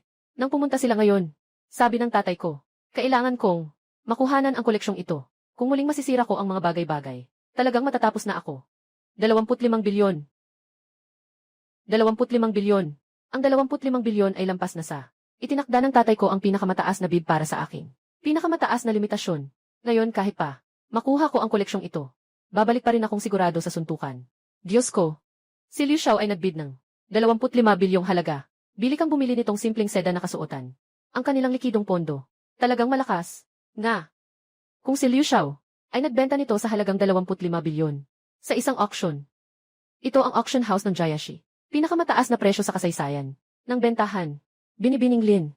Gusto niyo pa bang magtaas ng presyo? 15 bilyong presyo ng bentahan. Hindi naman ito lugi. Ang simpleng sutla na kasuotang zen na ito. Hihe. Siyempre, nasisiyahan ako sa presyong ito. Hindi ko akalain na sa modernong lipunan ay magiging ganito ako kahalaga. Liu Xiao, dahil sa sobrang gusto mo, sa simpleng sutla na kasuotan, hayaan mo na lang na sa iyo na ito. 2 bilyon sa pangalawang pagkakataon. Liu, 25 billion. Sa ikatlong pagkakataon. Nabenta, binabati kita, Liu. Sa mataas na halagang 25 billion, na nakuha mo ang Silk Han Dynasty na puting seda na kasuotan. Mamaya magpapadala kami ng tao. Ihanda na. Itutok ito sa pamilya ni Liu. Ang babaeng ito ay ganito kadali na sumuko sa pakikipagkompetensya sa akin. Bakit ko nararamdaman na parang niloko niya ako? Host, seryoso akong nagdududa na nagsasalita lang ng walang kwenta itong tao. Humihingi ako ng verification ng pondo. Itong si Liu Li, bigla na lang nakarealize na nagpaparami ako ng presyo. Pero kailangan niyang mag-verify ng pondo. Ngayon nasa kamay ko na. Walang ganoong kalaking pera talaga. Binibining Lin. Kaya mo bang hayaang suriin ng host ang iyong mga ari-arian para patunayan ang iyong kalinisan? Nakuha mo na naman. Ang gusto mo. Bakit mo pa ako ginugulo?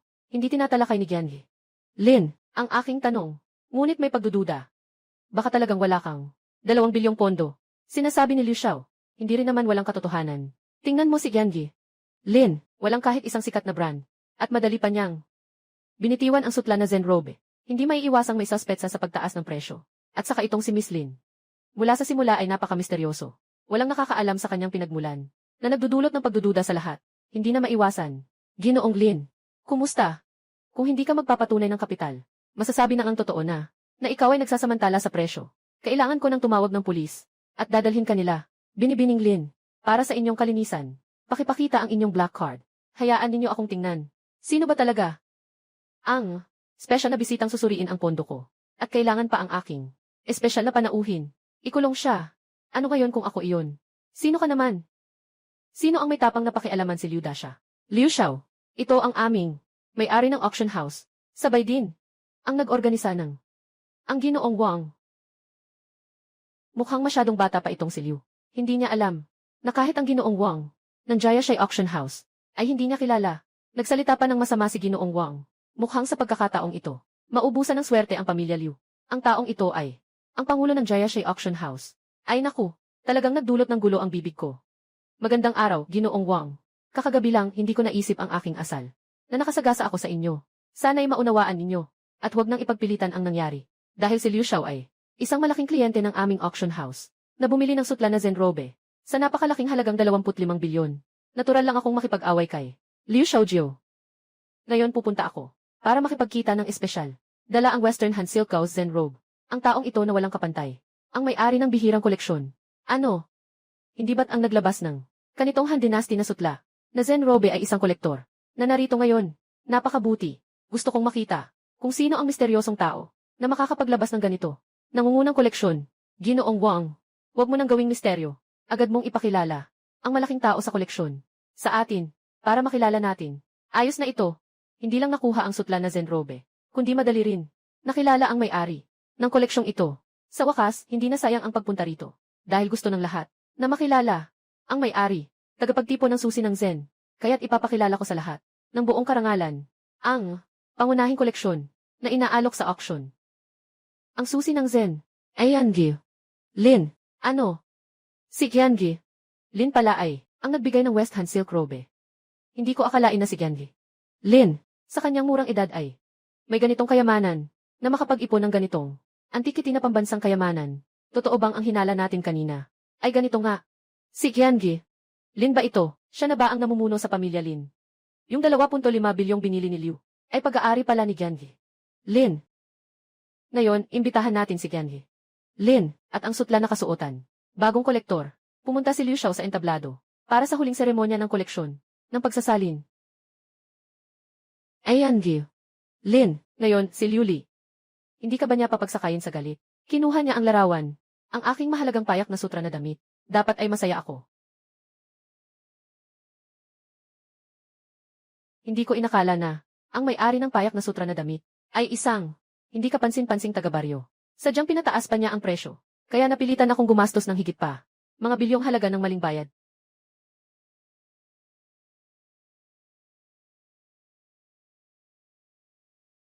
Liu Xiao, binabati kita. Sa halagang 25 bilyon, binili mo ang puting seda na Zenrobe. Ngayon ikaw na ang bagong may-ari nito. Maghintay ka lang sa akin. Hindi pa tapos ang usapan natin ngayon. Hindi kita pababayaan. Ngayon si Liu Daxiao. Nasa kamay ni Miss Lin. Nabagsak siya ng husto. Tama ka. Kahit na ang puting seda na Zenrobe na ito ay karapat-dapat ipunin. Ngunit sa halagang 25 bilyon na ibenta. Malaki ang pagkakagastos ng pamilyang Liu sa pagkakataong ito. Mga Ginoo, ang Jiashai Auction House ay natapos na ang mga auction item. Lahat ay naibenta na. Maaari na kayong umuwi. Pakiusap, sandali lang. Ayan, Gil. Lin, sutla na Zen na damit. 25 bilyon mula sa auction. Sa aming auction house, pagkatapos ng aming service fee, ay maayos na ilalagay sa iyong card. At tungkol sa nangyari sa auction kanina, si Liu Li ay humingi ng paumanhin kay Ginoong Lin. At sa inyong lahat.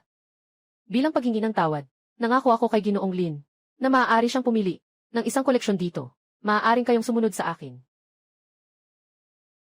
Ang koleksyon dito ay mga kinokolekta ko ito. Mga kayamanang ayaw kong ipagbili. Hindi ko alam kung papasa ba ito. Sa paningin ni Binibining Lin, lahat ng antigong ito dito. Kung alin man ang magustuhan ni Binibining Lin, kunin mo lang ng diretsyo. Isipin mo na lang na regalo ko ito. Miss Lin, humingi ng paumanhin na po. Kailangan ni Ginoong Wang na masaktan.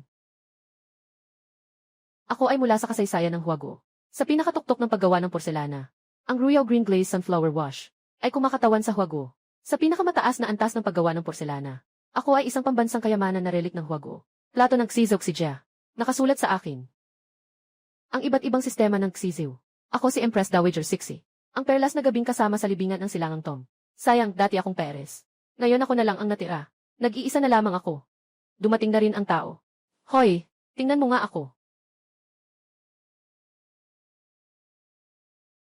Ako'y personal na inutusan ni Emperor Qianlong. Ginugol ang 18 buwan sa masigasig na paggawa. Pinagsama ang pastel na may butas at umiikot na puso. 3 mahahalagang mahirap na teknik. Nasa isang bagay. Isang obra ng kahusayan sa palasyo. Napalitang bote. Dahil lang may punit sa isang sulok. Ay itinuring na sirang gamit. At inilagay sa lugar na walang pumapansin. Hindi ko inakala, Binibining Lin, na magkakamali ka rin sa pagtingin. Ang palitang boteng ito nga. Talagang maganda ang pagkakagawa. Kahit anong aspeto mula sa disenyo hanggang sa estetika. Talagang may estilo ng Qianlong. Sayang nga. Ito ay isang modernong sining. Hindi ito original. Tingnan mo, Lao Zhang. Ang galing ng teknolohiyang ito sa paggawa ng Peking. Kahit ako na isang antigong negosyante, halos akala ko na, totoo na pala. Magaling. Sa ganitong kalaking proseso, kaya nilang makagawa ng halos pareho. Makikita na ngayon ang kalidad ng paggawa. Ang galing talaga. Nga. Ikaw ang tunay na modernong artesano. Buong pamilya mo ay mga modernong artesano. Ako ay tunay na Qianlong. Porselana na may palamuti at nakalawit na palamuti. Hindi katulad ng mga walang alam sa sining. Sa mata ng tao, isang modernong artesano. Ginoo. Gusto ko itong boteng pangpalit ng puso. Bilang pasensya sa nangyari. Talaga ba, Ginang Lin? Sigurado ka bang pipiliin mo itong peke bilang pasensya? Hindi, mag-iisip pa ako. At saka, kulang pa ang isang sulok nitong peke. Ilagay mo ito sa labas. Baka hindi ito mabenta ng mataas na presyo. Ginoong Wang. Pipiliin ko itong garapon na ito. Hindi ko nais na ito ay mabenta ng mahal. Kundi dahil dito, may nawawalang isang sulok. Kaya gusto ko ito. Binibining Lin, ang bote na ito ay hindi lang may kulang na bahagi kundi butas pa. Hindi mo ito pwedeng gamitin para lagyan ng tubig pag uwi mo. At hindi rin pwedeng lagyan ng mga bulaklak. Hindi ko talaga maiisip kung ano ang gamit mo rito. Tama, Binibining Lin. Binigyan ka ni Ginoong Wang ng pagkakataon ng hindi basta-basta. Na pwede kang mamili-mili sa kanyang silid ng koleksyon. Kahit anong gusto mo. Ay, hindi ko akalain na pipili ka ng ganito. Yung baso na may sira at tumutulo. At saka isang modernong likha. Hindi ko rin maintindihan. Gong Presidente Wang. Kung sasabihin ko na, ikaw na itong palyadong bote ng puso. Hindi ito gawa sa modernong sining. Kundi totoong bagay talaga, walang halong peke. Ang galing naman. Sa wakas, may nakakita ng tunay. Miss Lin. Ngayon, itong tunay na bagay. Di ba dapat nasa museo ito? Ito sa kamay ko. Paano ito magiging totoo? Sino ang nagsabi sa'yo na mayroong spinning bottle? Tanging isa lang ang pwedeng umiiral. Noong pinagawa ni Qianlong. Kami noon. Nakapaglikha kami ng isang peres ng spinning bottles. Pero dahil may bahagyang kapansanan ang katawan ko, kaya't hindi naglakas loob ang mga tagapaglingkod na ipakita ako. Kay Qianlong, dito lang ako itinapon, na nag-ipon ng alikabok hanggang ngayon. Ganito pala iyon. Ginoong Wang, ang bote ng paglipat ng isip na ito. 2 ang matagumpay na nagawa, dahil lang may depekto ito. Kaya noong panahon, sinabi ni Gong Ni sa Qianlong, na iisang transmuting bottle lang ang ginawa. Ah, ganun pala. Kung hindi lang narinig si Miss Lin na ganito, baka ang napakamahal na transmuting bottle na ito, nandito pa rin sa akin. Sa silid ng koleksyon, madilim at walang araw. Ginoong Wang, ngayon na alam mo na ito. Ang bote ng pagbabago ay napakahalaga. Gusto mo pa rin ba itong ipamigay sa akin ng libre? Akala ko si Binibining Lin ay nag-aalala pa rin. Tungkol dito, huwag kang mag-alala. Ako si Wang Yunli, palaging tinutupad ang salita. Ang regalong ipinadala, parang tubig na ibinuhos. Walang paraan na maibabalik pa. At saka, kailangan ko ring pasalamatan si Ginoong Lin. Kung hindi dahil sa'yo, hindi ko pa rin alam hanggang ngayon kung gaano kahalaga ang boteng ito. Gawa sa napakagandang pagkakagawa ang boteng ito.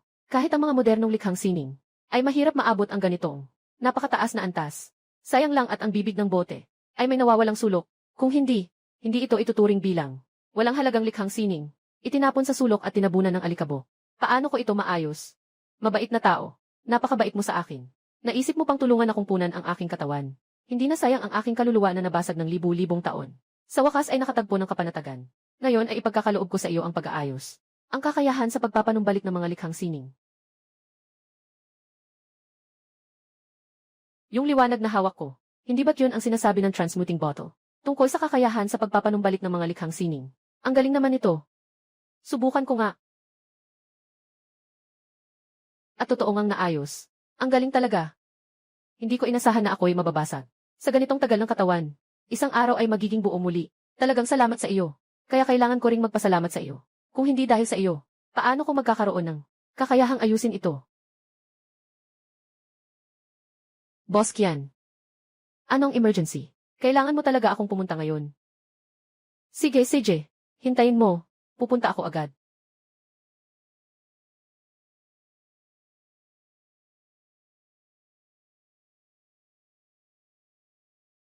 Boss Kian, ano ba ang nangyayari? Miss Lin.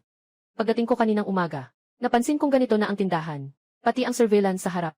Nasira na rin. Siguradong si Liuli ang may gawa nito. Nasira ang tindahan, pero hindi naman ako masyadong nasaktan. Ang labis kong ikinalulungkot ay ang akin. Sa mga taong ito, ang hirap at pagod, na naipon kong mga kayamanan. Lahat ng ito ay bunga ng aking pagsisikap.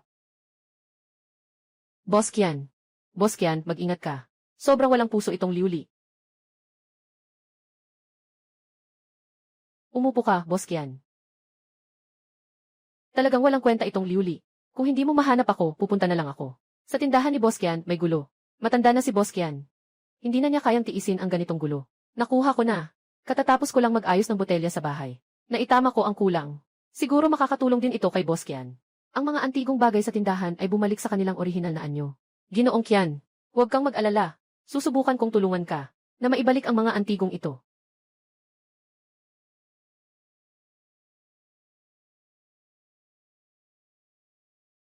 Ano ito?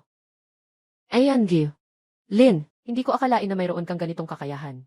Yung sirang-sira ng antigong bagay na iyon. Ay naibalik na. Ang galing mo talaga. Boss Quinn, nandito ako.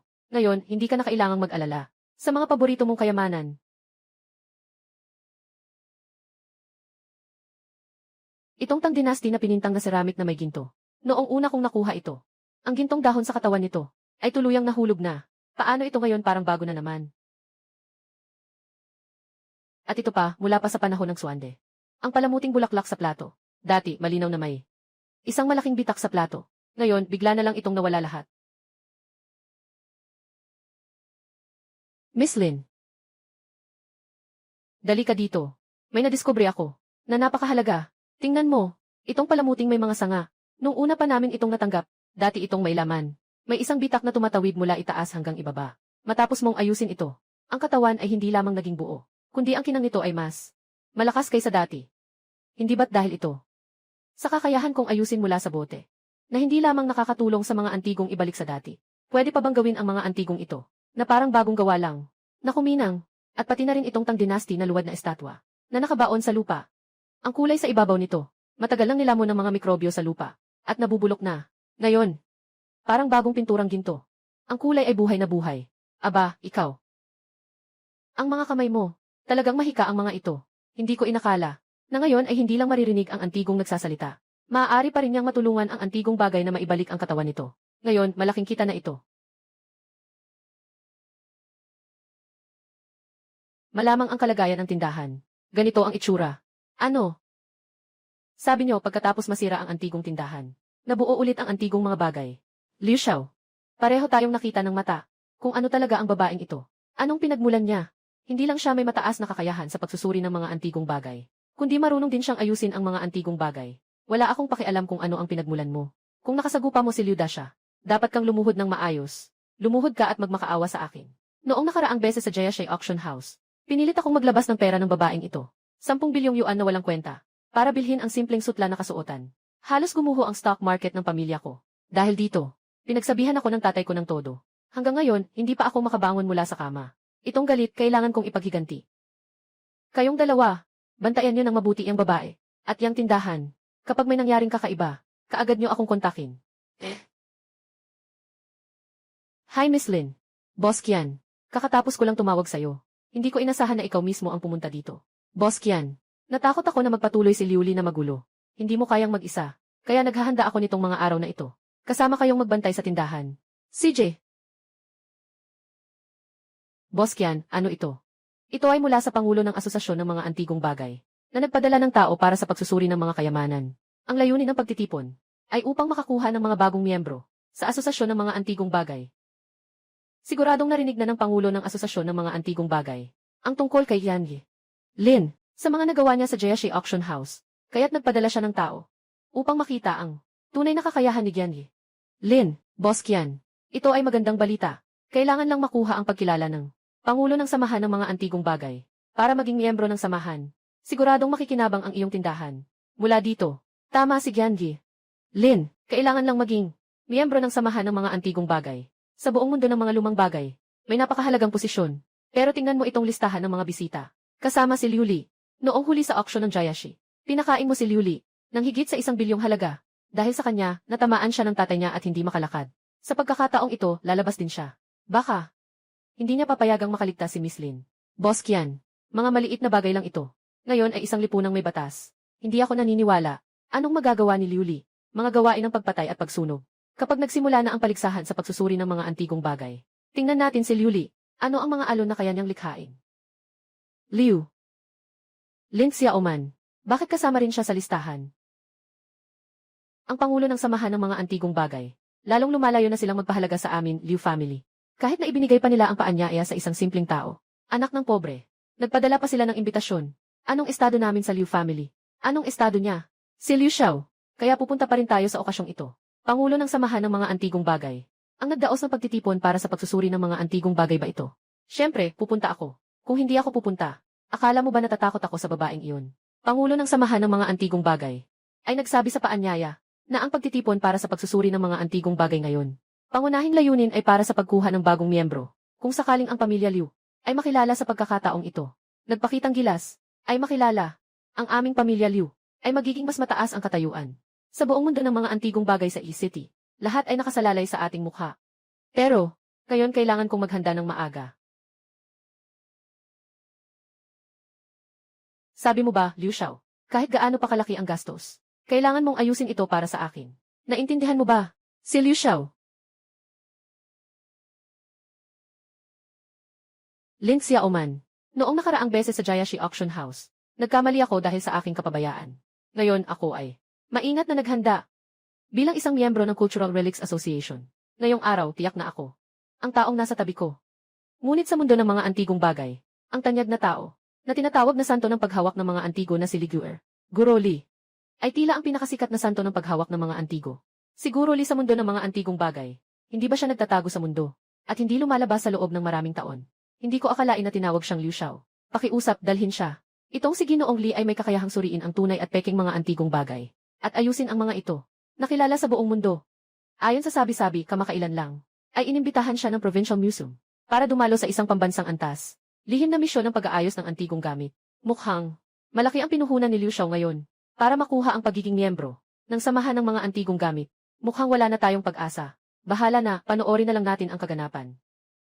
Kumusta, taga-baryo? Naintindihan mo ba? Itong nasa tabi ko ay isang profesional na eksperto sa antigong bagay. Sa kakulangan mo sa kaalaman, hindi ka karapat-dapat na makipagkumpetensya sa samahan ng mga eksperto sa antigong bagay. Bilang miyembro, kung ngayon ay laluhod ka sa harap ko, at aminin ang pagkakamali mo, at saka, ibebenta ko ang aking sutla na Zenrobe sa auction. Ibabalik ko lahat ng 2.5 bilyong iyon. Pag naging miyembro na ako ng Cultural Heritage Society, pagkatapos, maaaring isaalang-alang ko ang pagpapatawad sa iyo. Para sa iyo at sa antique shop ng matanda na ito, isang paraan para makalakad. Nabalitaan ko na dati. Dahil lumampas si Liu Xiao sa budget, matapos niyang bilhin ang puting seda na Zenrobe. Sa bahay, pinagalitan siya ng kanyang ama, at natumba sa kama, hindi makalakad. Ngayon na nakikita ko si Liu Xiao, parang dati pa rin siyang masigla at buhay na buhay. Nakakagaan ng loob ko na. Kung hindi, medyo may guilt ako sa puso ko. Palapalagay ka lang sa salita. Ano bang silbi nun? Ang taong ito ang pipiliin ko. Bakit kaya ang dalagang ito ay sa Jiashi Auction House? Naglabas ng Western Han Plain Silk Robe. Misteryosong kolektor. Sinasabing ang kanyang pinagmulan at lakas ay napakalakas. Hanggang ngayon walang makapagsabi kung ano talaga ang kanyang pinagmulan. Parang mga Diyos na naglalaban. Gusto ko to, gusto ko to.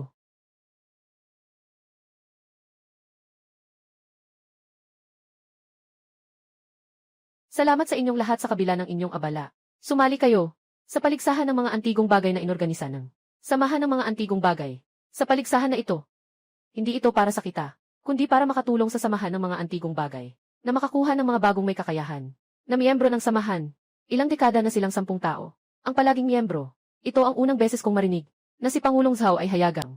Nagsabing tatanggap sila ng mga bagong miyembro. Ang 10 permanenteng miyembro ng asosasyon ay lahat ay mayaman na bilyonaryo at may napakaraming koleksyon. Hindi ko alam kung sino sa inyo ngayon ang makakatugon sa mahigpit na kondisyon ng pagsapi. Lahat kayo ngayon ay dumalo sa pagtitipon ng pagsusuri ng mga antigong bagay. Sigurado akong nais ninyong maging isang miyembro ng samahan ng mga antigong bagay. Ang kondisyon para makapasok sa aming samahan ay iisa lamang, basta't tama ang pagkilala. Sa lahat ng mga artifact na itinatampok ngayon, ay makakakuha ng kwalifikasyon. Ngayon, gusto nang sumali sa asosasyon ng mga artifact. Napakababa na ng hadlang. Basta't tama ang pagkilala sa artifact ay sapat na. Gusto ko rin sanang subukan. Bakit pa susubok? Di mo ba nakita si Liu Xiao?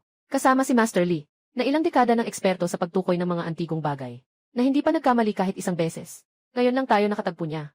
Para na rin tayong nakalampas sa walang silbi. Maayos ang pagkakaintindihan ninyo. Alam ninyo na huwag makipag-agawan kay Liu Daxiao. Sa kabutihang palad, nakahanda na ako ng maaga. Nagpadala ako ng tao para anyayahan si Master Li na lumabas. Ngayon, sa tingin ko, itong simpleng tao ay hindi na makakapagmalaki pa. Ngayon, nakikita na ng lahat ang tunay na kalagayan. Ngayon lang ito, lahat ng mga artipakto na kailangang tukuyin kung tunay o peke. May mga tunay at may mga peke sa mga artipakto na ito. Maaaring pumunta kayo at tingnan ito ng malaya. Pero huwag hahawakan gamit ang kamay. Pagkatapos, sa puting board sa harap ninyo, isusulat ninyo ang sagot. Kapag lahat na ay nakasulat na ng kanilang sagot, ibubunyag namin ang tamang sagot. Guro Li, ito ba? Pwede ba akong maging miyembro ng samahan ng mga antigong bagay? Nasa iyo na iyon. Malaking pasasalamat ang naghihintay kapag nagtagumpay. Huwag kang mag-alala, Ginoong Liu. Sa larangan ng pagsusuri at pagkukumpuni ng mga antigong bagay, sa buong mundo ng mga likhang sining, kilala ako bilang ikapitong. Wala pang nakakaangkin ng una.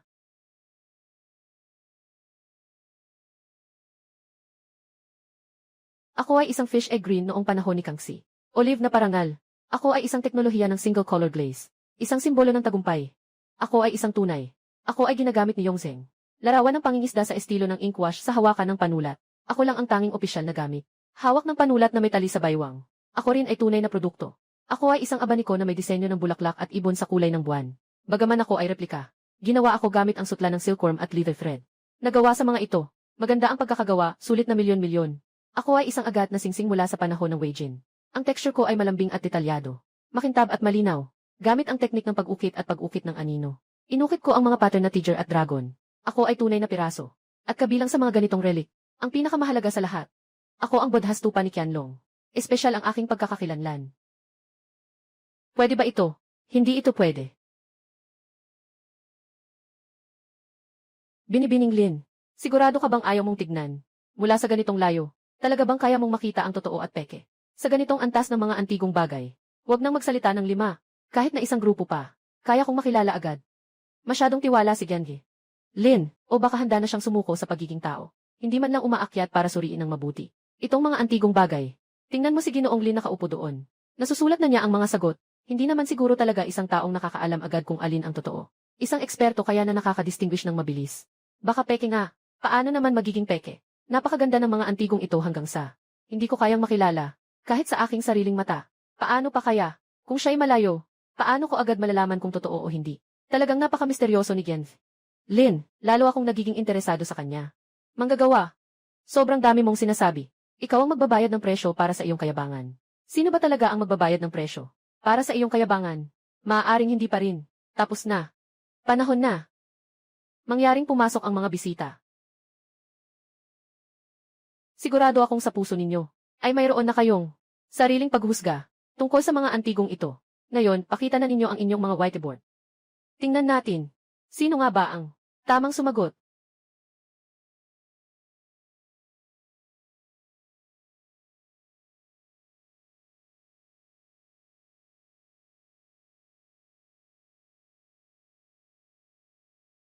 Sandali lang. Ang sagot ni Genji Lin sa unang tanong ay eksaktong kapareho ng kay Ginoong Li. Hindi ko akalain na si Genji Lin ay nakaupo ng napakalakas sa kanyang upuan at makakagawa ng sagot na kasing detalyado. Nang isinulat ni Ginoong Li, talagang may matalas na mata siya. Ngunit sa huli, itinuring ni Ginoong Li na peke ang antigong ito. Ngunit si Genji Lin ay nagsulat ng totoo. Bakit siya naglagay ng sek? Ibig sabihin ba nito? Hindi ba talagang kinopya ito mula kay Ginoong Li?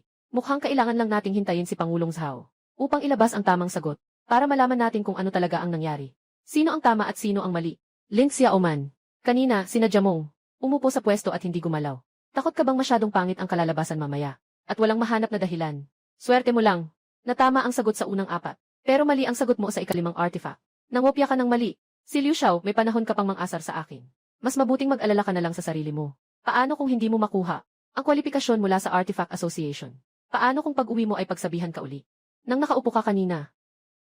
Yung balikat mo, isa mataas, isa mababa. Hindi kaya yung sugat mo noong nakaraan. Hindi pa tuluyang gumaling.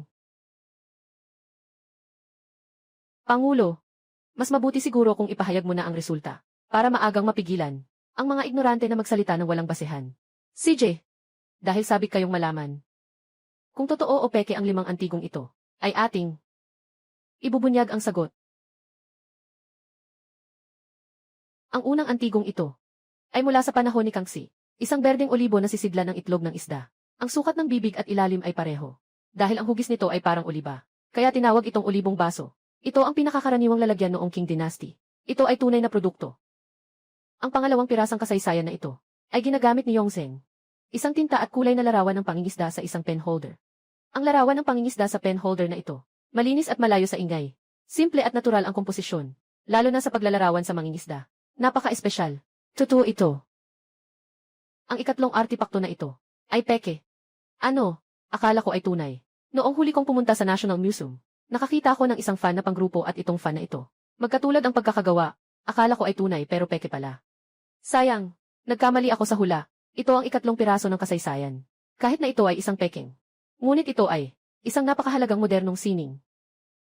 Ang bisitang ito ay talagang nagkamali. Hindi naman sayang ang pagpunta ko rito. At ang pagbili nito sa mataas na presyo. Ang ika-4 na piraso ng antigong ito ay isang agatring mula sa panahon ng Wei at Jin. Wei Pushai, ang aget bilang mahalagang palamuti, ay simbolo ng katayuan at posisyon. Ang singsing na agat na ito ay inukit mula sa isang buong piraso ng agate.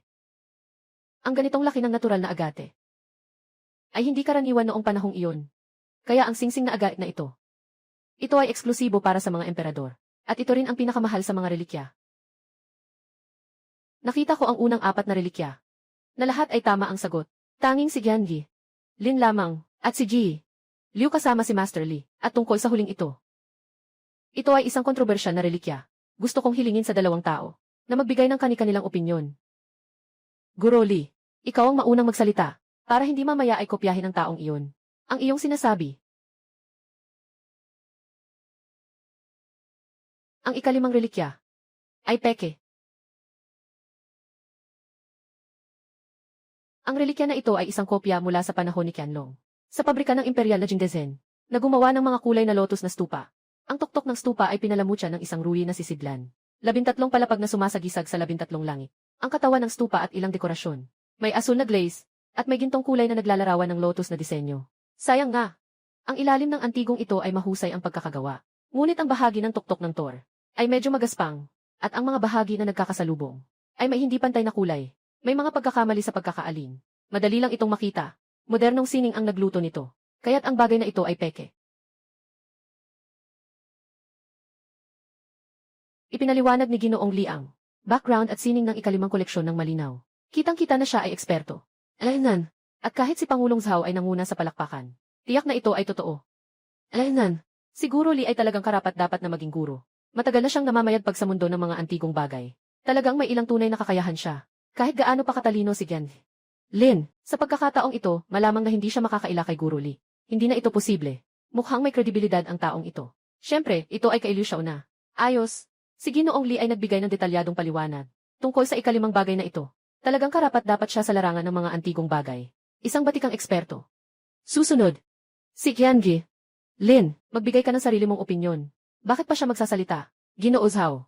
Alam mo na agad sa sagot niya. Kinopya lang niya. Hindi na niya naayos. Yung tipong tulad niya. Di pa niya makikita ang Budhist Tower ni Qianlong. Liu Xiao. Sa tingin ko, sa ganitong sitwasyon ngayon, mas makabubuting pakinggan ang pahayag ni Miss Lin. Tanga. Yung kwalifikasyon para makasali sa Cultural Relics Association. Pinaplano ko na. Sa tingin ko, makakapagsalita ka mamaya. Anong klaseng bulaklak ito? Ang gusto kong sabihin. Kakausap na ako ni Master Li. Halos nasabi na niya lahat para sa akin. Anong nangyayari? Baka si Miss Lin ba talaga? Kinuha lang ang sagot ni Master Li. Sabi ko na. Nandyan si Miss Lin, na hindi man lang gumagalaw. Paano niya naman agad? Makikilala iyon. Kanina. Naiinis ako sa kanyang kalmadong anyo, na nagpatangay sa akin. Akala ko may alam siya. Isang bagay lang ang sasabihin ko. Ang ikalimang antigong ito. Iba ang hatol ko kay Guro Lee. Miss Lin, saan po kayo? Iba ang pananaw kay Guro Lee. Ang ikalimang ito ay tunay. Paano naman? Itong Qianlong Yangkai na may disenyo ng lotus at templo ng Badha ay para sa gamit ng emperador. Hindi kailanman makikita ang tuktok ng templo na ganito. Sa mga dekalidad na disenyo at ginto na inlay. Nagsisinungaling ka. Nakikita ko ang tuktok ng Buddha sa templo na iyon. Talagang magaspang ang pagkakagawa. Hindi ito parang kalidad ng gamit ng emperador. Alaynan. Tama nga. Napakasimple at mababang pagkakamali. Kahit na ang mga bagong pasok na baguhan ay makikita ito. Ang sagot ni Giangi. Lin kanina, malamang ay swerte lang at nahulaan. Hindi ko pa natatapos ang sinasabi ko. Guro Lee, bakit ka nagmamadaling tumutol? Ito ang ikalimang. Tirintas na Buddha na may disenyo ng lotus sa Qinglong. Sa mga taon na naitabi ito. Dahil sa pagtama mula sa labas sa katawan ng Thor. Nabali ito. Kaya ang bahagi ng katawan ng Thor, ang sining kamay sa ilalim ng Thor, ay nagpapakita ng kakaibang, dalawang uri ng antas. Magaling. Ang katawan ng Thor ko ay nakaranas na. Nang sasalakay mula sa labas. Maliban sa ilalim ng Thor, lahat ay napinsala. Kaya ang aking katawan ng Thor ay nakasalalay sa. Ang modernong teknolohiya ay naayos na. Ang sining ay medyo magaspang. Ngunit tiyak na ito ay isang tunay na produkto. Paano mangyayari iyon? Paano ko hindi makikita na ang base ng Thor ay tunay? Hindi ko mawari. Sigurado akong nagbibiro ka. Walang kalokohan si Giangi. Lin. Ang Qianlong na ito na may disenyo ng lotus na Buddhist pagoda. Sa aking kamay ay, tunay nga na tulad ng sinabi ni Binibining Lin, nang una kong makuha ang pagoda na ito. Karamihan ng katawan ng pagoda ay nasira na, at hindi ko na mahanap ang mga orihinal na piraso. Kaya napilitan akong ayos na natitirang bahagi ng pagoda. Ngunit ang makabagong pamamaraan at ang paggawa ng mga sinaunang tao, ay talagang may pagkakaiba. Kaya ang antas ng pagkakagawa sa katawan ng Badha Tower na ito, ay nagpapakita ng ganitong pagkakahiwalay na kalagayan. Tunay pala ang sinabi ni Binibining Lin. Hindi ko inakala na sa murang edad ni Binibining Lin, ay may galing na siya sa pagsusuri ng mga antigong bagay. Nasa itaas pa siya ni Guro Lee.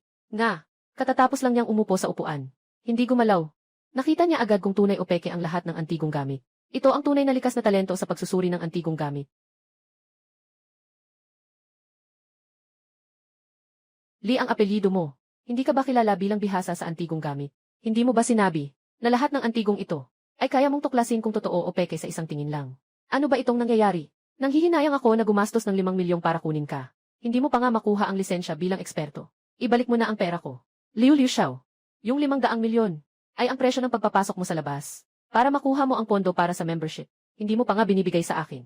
Huwag ka namang magdahilan. At saka, kahit anuman, wala nang pag-asa na makapasok ka na. Ganito na lang. Hindi mo na kailangang bayaran ang natitirang balanse.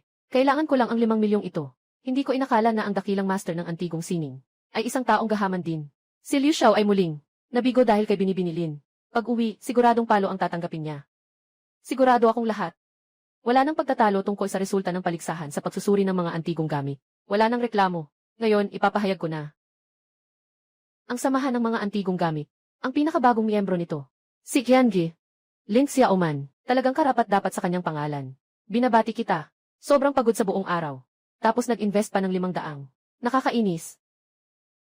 Ay, Liu Xiao. Liu Xiao, hintayin mo ako. Pangulo Zhao. Kung hindi mo naman alintana, maaari kong tulungan kang gawin ito. Badha Tower na may glazed porcelain design ng Qianlong. Naayos na. Akala ko lang na si Miss Lin ay may matalim na mata. Na kayang makitang agad kung tunay o peke ang mga relic. Hindi ko alam na kahit si Miss Lin ay marunong ding mag-ayos ng mga relic. Ang pagkilala at pag-aayos ng mga antigong bagay ay magkaugnay ng mga gawain. Kailangan ng malalim na pag-unawa sa pinagmulan at sa paraan ng paggawa nito upang mas lubos na maunawaan ang mga pamamaraan ng pag-aayos. Esan, higit pa rito ang sining ng Buddhistong stupa na ito. Sobrang ganda nito kung dahil lang sa pagkabasag ay mawawalan ito ng halaga. Talagang hindi ko kayang tiisin. Sige, handa akong maniwala kay Giangi. Lin. Kaya ibibigay ko na ang stupa sa iyong mga kamay. Pakiusap, tulungan mo akong ayusin ito. Tiyak na hindi ko bibigyan ang tiwala ni Pangulong Zhao. Si Qiangi. Lin ay marunong tumukoy ng mga antigong bagay. Ayos na iyon. Ngunit nakakagulat na marunong din siyang ayusin ang mga antigong bagay. Saan kaya siya binigyan ng Diyos ng ganitong mga kakayahan? Hindi lang si Qiangi. Lin ang may hawak ng mga ganitong uri ng mga antigong damit mula sa kanlurang Han. Isang pambansang kayamanang koleksyon. At kaya pa niyang agad matukoy. Alin sa bahagi ng Buddhistang Tore ang totoo at alin ang peke? Ano ba talaga ang kanyang pinagmulan? Siya ang pinuno ng pamilya Lin. Sa mundo ng mga antigong gamit sa lungsod ng Jing. Sinasabi ko, hindi ako nagkakamali. Isang tao na may ganitong karunungan at kakayahan. Mukhang tanging ang 4 na pamilyang ito sa Beijing na lang. Ay, ang mga pamilyang ito. Ay, Chairman Zhao. Bakit ka nandito? Naglalakad-lakad lang ako. Nadadaan lang ako sa tindahan ni Boss Kian. Kaya naisipan kong pumasok at magtanong. Kaya naisipan kong pumasok sa ilog. Kumusta na ang stupa? Oh, maupo ka, maupo ka. CJ. Pangulo Zhao, nandito ka pala. Balak ko sanang dalhin. Sa iyo ang stupa. Hindi ko inakala na personal kang darating. Ito si. Isa ito sa mga kaibigan ko. Narinig ko na ang aming samahan ng mga kasaysayan. Ay nagdagdag ng isang bagong kasapi. Na marunong mag-verify ng mga antigong bagay. At marunong mag-ayos ng mga antigong bagay. Nagsasabi na gusto nilang makapunta. Sabihin mo na lang sa kanya na si Lolo Lee, kaibigan ni Chairman Zhao. Tiyak na isa siyang taong may mataas na katayuan. Itong si Lao Zhao sa harap ko ay talagang pinuri si Jian Lin. Sabi niya, isang batang henyo na hindi nagpapatalo sa mga lalaki. Kaya naman ako ay labis na interesado. Kay Isangi. Lin, ngayon tingnan mo. Tama nga. Nagtatawa si Pangulong Zhao. Nga. Yung stupa, naayos ko na para sa iyo. Tingnan mo kung ano ang masasabi mo. Ay naku. Ang taas ni Miss Lin. Ang taas mo talaga. Na nagawa mong ayusin ito. Sa kabila ng sirang-sira na. Mga artifact na higit sa 70% na naibalik sa ganitong kalagayan. Para kang bagong bili.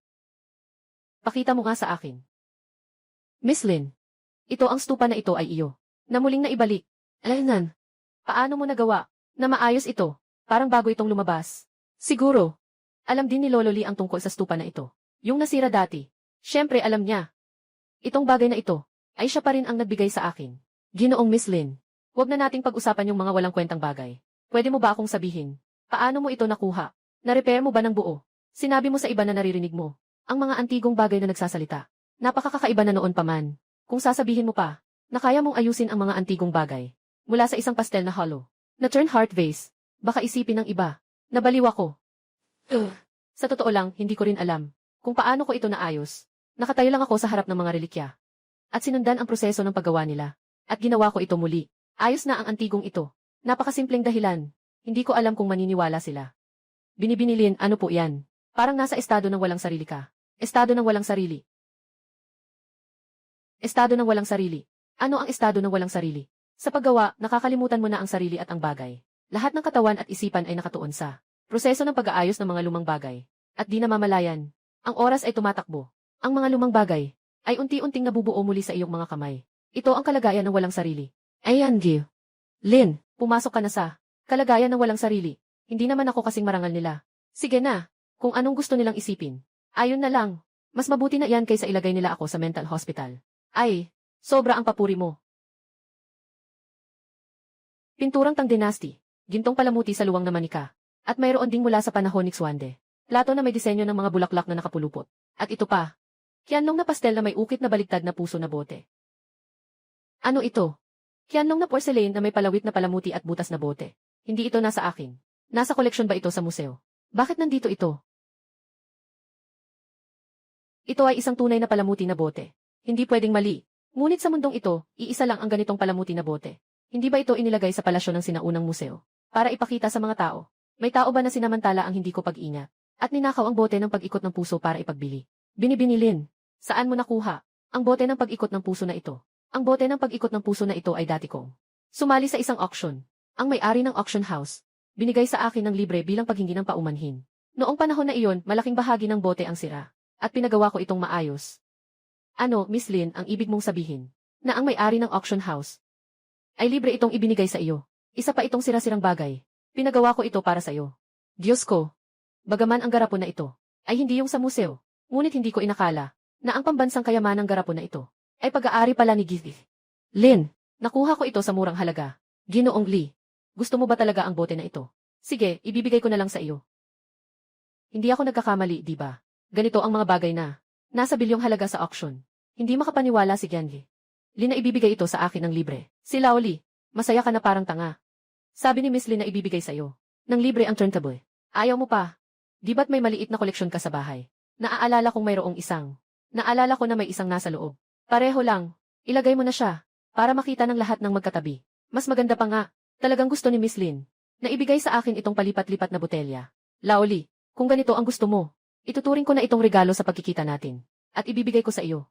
Ang ganitong antigong bagay ay tanging sa mga taong nakakaunawa. At nakaka-appreciate nito. Lang nagkakaroon ng pinakamataas na halaga. Binibining Lin. Talagang hindi ka pangkaraniwan. Kaibigan mo to. Si Lolo Lee ang kaibigan ko. Kung may problema ka, diretso ka lang sa akin. Kung kaya kong tumulong, tutulungan kita. Esan, Guro Lee. Sabi mo, inanyayahan kitang bumalik sa bundok. Sa kabila ng lahat, nakabili pa rin ako ng 500,000 yuan. Itong 500,000 yuan, bakit pa ba ako gagawa ng masama? Bumili ng isang grupo ng mga lola na manok. Sana makapaglaman sila ng itlog para sa akin. Pero ikaw naman, pinapahiya mo ako, nawawala pa ang pera ko. Nawalan pa ako ng lahat ng puhunan. Sabi mo, ano ang dapat gawin? Guro Lee. Silyu. Kahit na ako. Kahit na wala akong paraan. Para ilabas ang 5 milyon. Pero may naisip akong paraan. Marahil. Makakatulong sa iyo na makabawi. Sabi mo, maaari nating ipasa ang kasalanan kay Lin Xiaoman na magnakaw ng mga relikya ng probinsya. Kapag nahuli siya, ang posisyon niya sa asosasyon ay magiging bakante. At ang mga naiwan na relikya, hindi ba't sayo na lahat yan? Direktor ng Provincial Museum. Bakit ka makikinig sayo? Ako naman ay nakilahok na rin noon. Sa ilang beses na pagpapanumbalik ng mga artifacts sa Provincial Museum, nakilala ko ang direktor ng Provincial Museum. Naniniwala ako sa direktor ng Provincial Museum. Siguradong tutulungan niya ako ng may paggalang.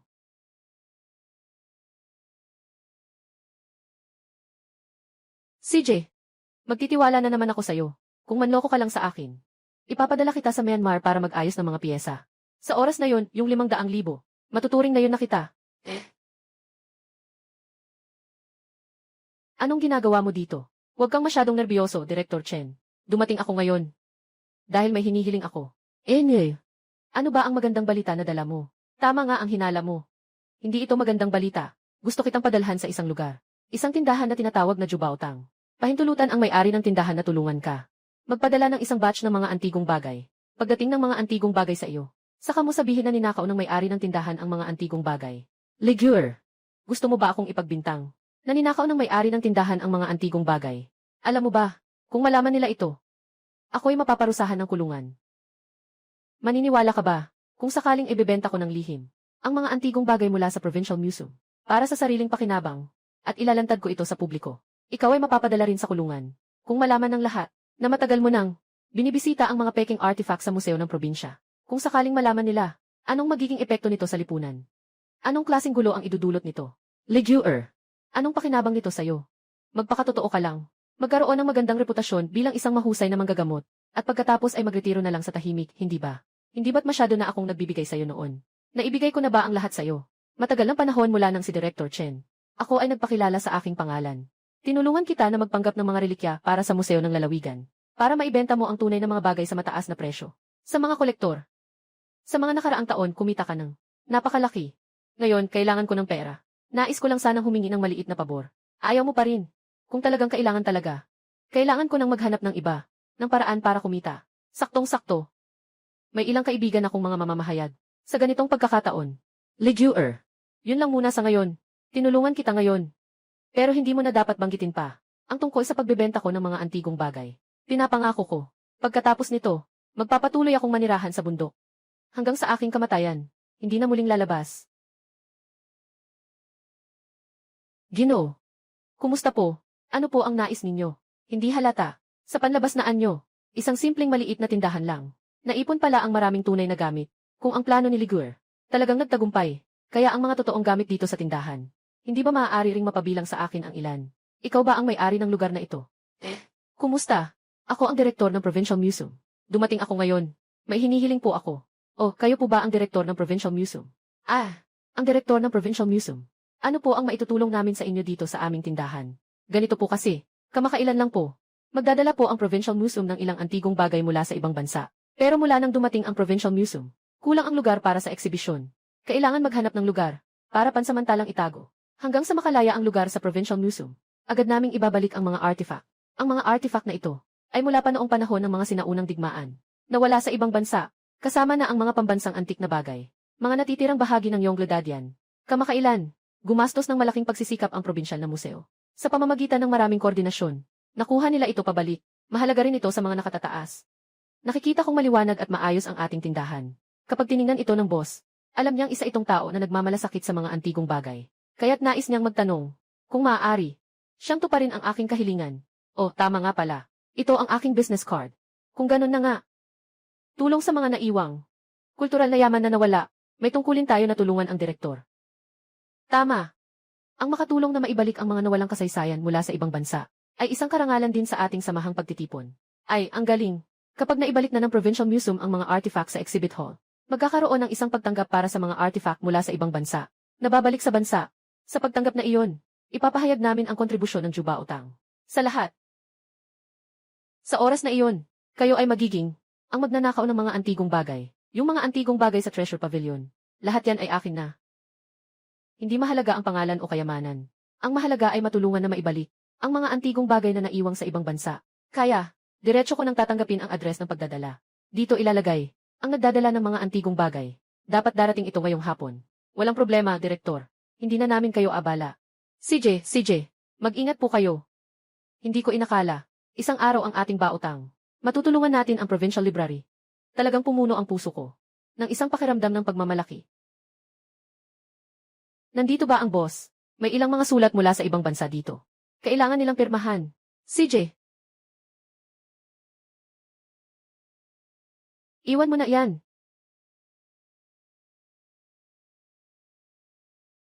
Ang mga kahong ito ay dapat naglalaman ng sinasabi ni Ginoong Chen, yung mga nawawalang mga artepakto sa ibang bansa. Hindi ko alam kung aling kahon ang naglalaman ng mga natitirang bahagi ng Yongle Dadian. Gusto ko talagang makita kung ano ang hitsura ng Yongle Dadian. Ang pangalang ito, naranasan ko lang makita sa mga libro. Hindi ko inakala na ang isang sirang libro ko ay isang araw ay maaaring ituring na kayamanan. Ano ba ang sinasabi mo? Hindi ka ba? Isang piraso ng Yongle Dadian. Paano magiging sirang libro iyon? Anong piraso ng Yongle Dadian? Ako ay mula sa pag-recycle ng basura. Mas mabuti pa ang basura. Kung hindi dahil may naghanap sa akin. Mula sa lugar ng pag-recycle noong nakaraang linggo. Malapit na akong ma-rework. Paano nangyari iyon? Hindi ba't sinabi ni Ginoong Chen na ang mga kargamento mula sa ibang bansa ay mga ninakaw na relikya? Bakit ito mga sirang bagay? Ibig sabihin ba'y naloko si Ginoong Chen? Ano, naloko si Ginoong Chen? Siya ang maingat na pumili sa atin mula sa basurahan. Para gumawa ng peke, lalo pa niyang pinabasag ako. Sa tingin ko, kayo pa ang naloko. Ginoong Qian, sa tingin ko, ang mga kahon na ito. May mga lihim. Kailangan nating buksan ang kahon at inspeksyonin ito. Ginoong Lin, sa ibabaw ng kahon. May selyo na nakadikit. Kung buksan natin ang kahon, di ba mabubura ang selyo?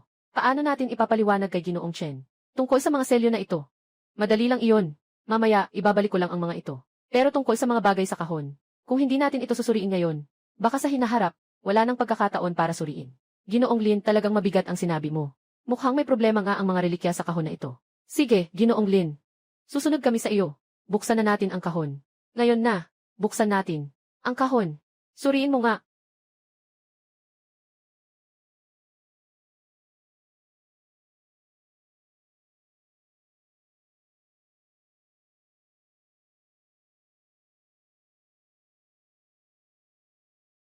Ano ba itong mga bagay na ito? Isang sira-sirang libro, isang piraso ng basag na garapon, at isang pirasong jade na nahati sa dalawa. Yung mga naiwang relic sa ibang bansa. Nasaan na kaya sila? Boss Con, tila tayo ay niloko. Siguro si Director Chen iyon. Si Liu Li ang nagpadala sa kanya, para sadyang ilagay tayo sa problema. Tumawag ng pulis. Mabilis tumawag ng pulis. Ginoong Qian, kalma ka muna. Kung mag-ulat tayo ngayon, may paraan si Ginoong Chen, na akusahan tayo, na tayo ang nagpalit ng mga relikya. At saka, kanina nilagdaan mo na ang iyong pangalan sa resibo. Ano man ang mangyari, tahanan tayo sa tanggapan ng yaman. Hindi tayo makakatakas sa kapabayaan sa pangangalaga. Ay naku! Anong gagawin natin? Hindi ko inakalang sa edad ko pa. May posibilidad pang makulong. Boss Qian, huwag ka munang mag-alala. May paraan ako para maparusahan sila sa sariling kasalanan. At saka, maaari pa nating ilantad ang kanilang plano sa harap ng lahat. Ikaw, anong plano mo? Si Director Chen at ang iba, hindi ba't gusto lang nilang makuha ang mga relikya? Ibibigay na lang natin sa kanya. Nasa Jubaotang kami. Ang pinaka hindi kulang dito ay mga antigong bagay. Huwag nang pag-usapan ang sa nakaraang linggo. Kahit na mula sa Shang at Zhu, kaya ko rin siyang bigyan.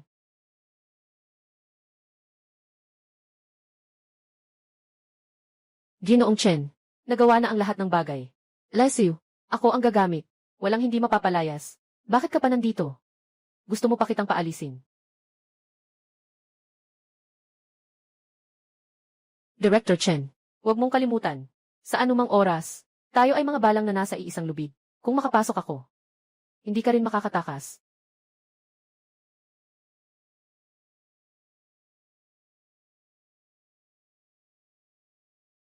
Ginoong Chen, nakaayos na ba ang lahat? Huwag kang mag-alala. Nakaayos na ang lahat, sandali lang. Maghintay ka lang at makikita mo ang magandang palabas. Alaynan. Liu Xiao, handa na si Director Chen. Yung si Lin walang kwentang tao. Sa pagkakataong ito, gagawin kong hindi ka makabangon. Laoli, sabi mo dadalhin mo kami para makakita ng gulo. Kaya pala nandito para tingnan ang welcome party ng mga banyagang relikya ng probinsya. Walang kwenta. Bakit walang kwenta, Lao Zhao? Ako ang pangulo ng asosasyon ng mga relikya. Halos buong araw akong nakaharap sa mga relikya. Gusto kong makakita ng relikya. Bakit pa kailangan pumunta dito sa probinsya? Si Lao Zhao, kung sasabihin ko sa iyo, na sa mga relikya na bumalik mula sa ibang bansa, ay may natitirang bahagi ng Yongle Dadian. Sa tingin mo ba ay wala itong halaga? Ano? Natitirang bahagi ng Yongle Dadian? Seryoso ka ba? Kailan ba kita nanloko? Kung hindi dahil sa kamakailang naglabas ng balita ang Provincial Museum, na natagpuan nila, isang piraso ng natitirang bahagi ng Yongle Encyclopedia. Paano kita papayagang pumunta kasama si Lin sa isang napakaboring na lugar? Na tulad nito, Panginoon Lin. Panginoon Lin. Sinasabi mo na yung babae sa tabi mo. I see. Isa sa 4 na malalaking pamilya ng mga antigong bagay sa Beijing. Ang pinuno ng pamilya Lin. Halos nakalimutan ko nang ipakilala sa'yo. Hula mo ng tama. Siya ay isa sa 4 na pangunahing pamilya ng mga antigong bagay sa Beijing. Puno ng pamilya Lin. Lin Shuyun. Ay, matagal ko nang naririnig tungkol sa lungsod ng Beijing. Isa sa 4 na dakilang pamilya ng mga antigong bagay. Ang reputasyon sa mundo ng mga antigong bagay. Ngayon ay sa wakas ay nakilala ko na. Ikinagagalak kitang makilala. Matandang Li, alam ko lang na ikaw ay ang curator ng museo. Hindi ko inasahan na nakakilala ka ng ganitong kahusay na tao. Bakit hindi mo ako naipakilala ng mas maaga? Kung hindi, akala mo ba ay nandito ako sa lungsod ng Beijing ng maraming taon? Paano ko napagtagumpayan ito? Ngayon lang ako lumabas dito. Talagang panalo ako. Nakita ko pa ang mga fragment ng Yongle Encyclopedia at nakilala ko pa ang pinuno ng pamilya Lin. Sulit. Pakiusap.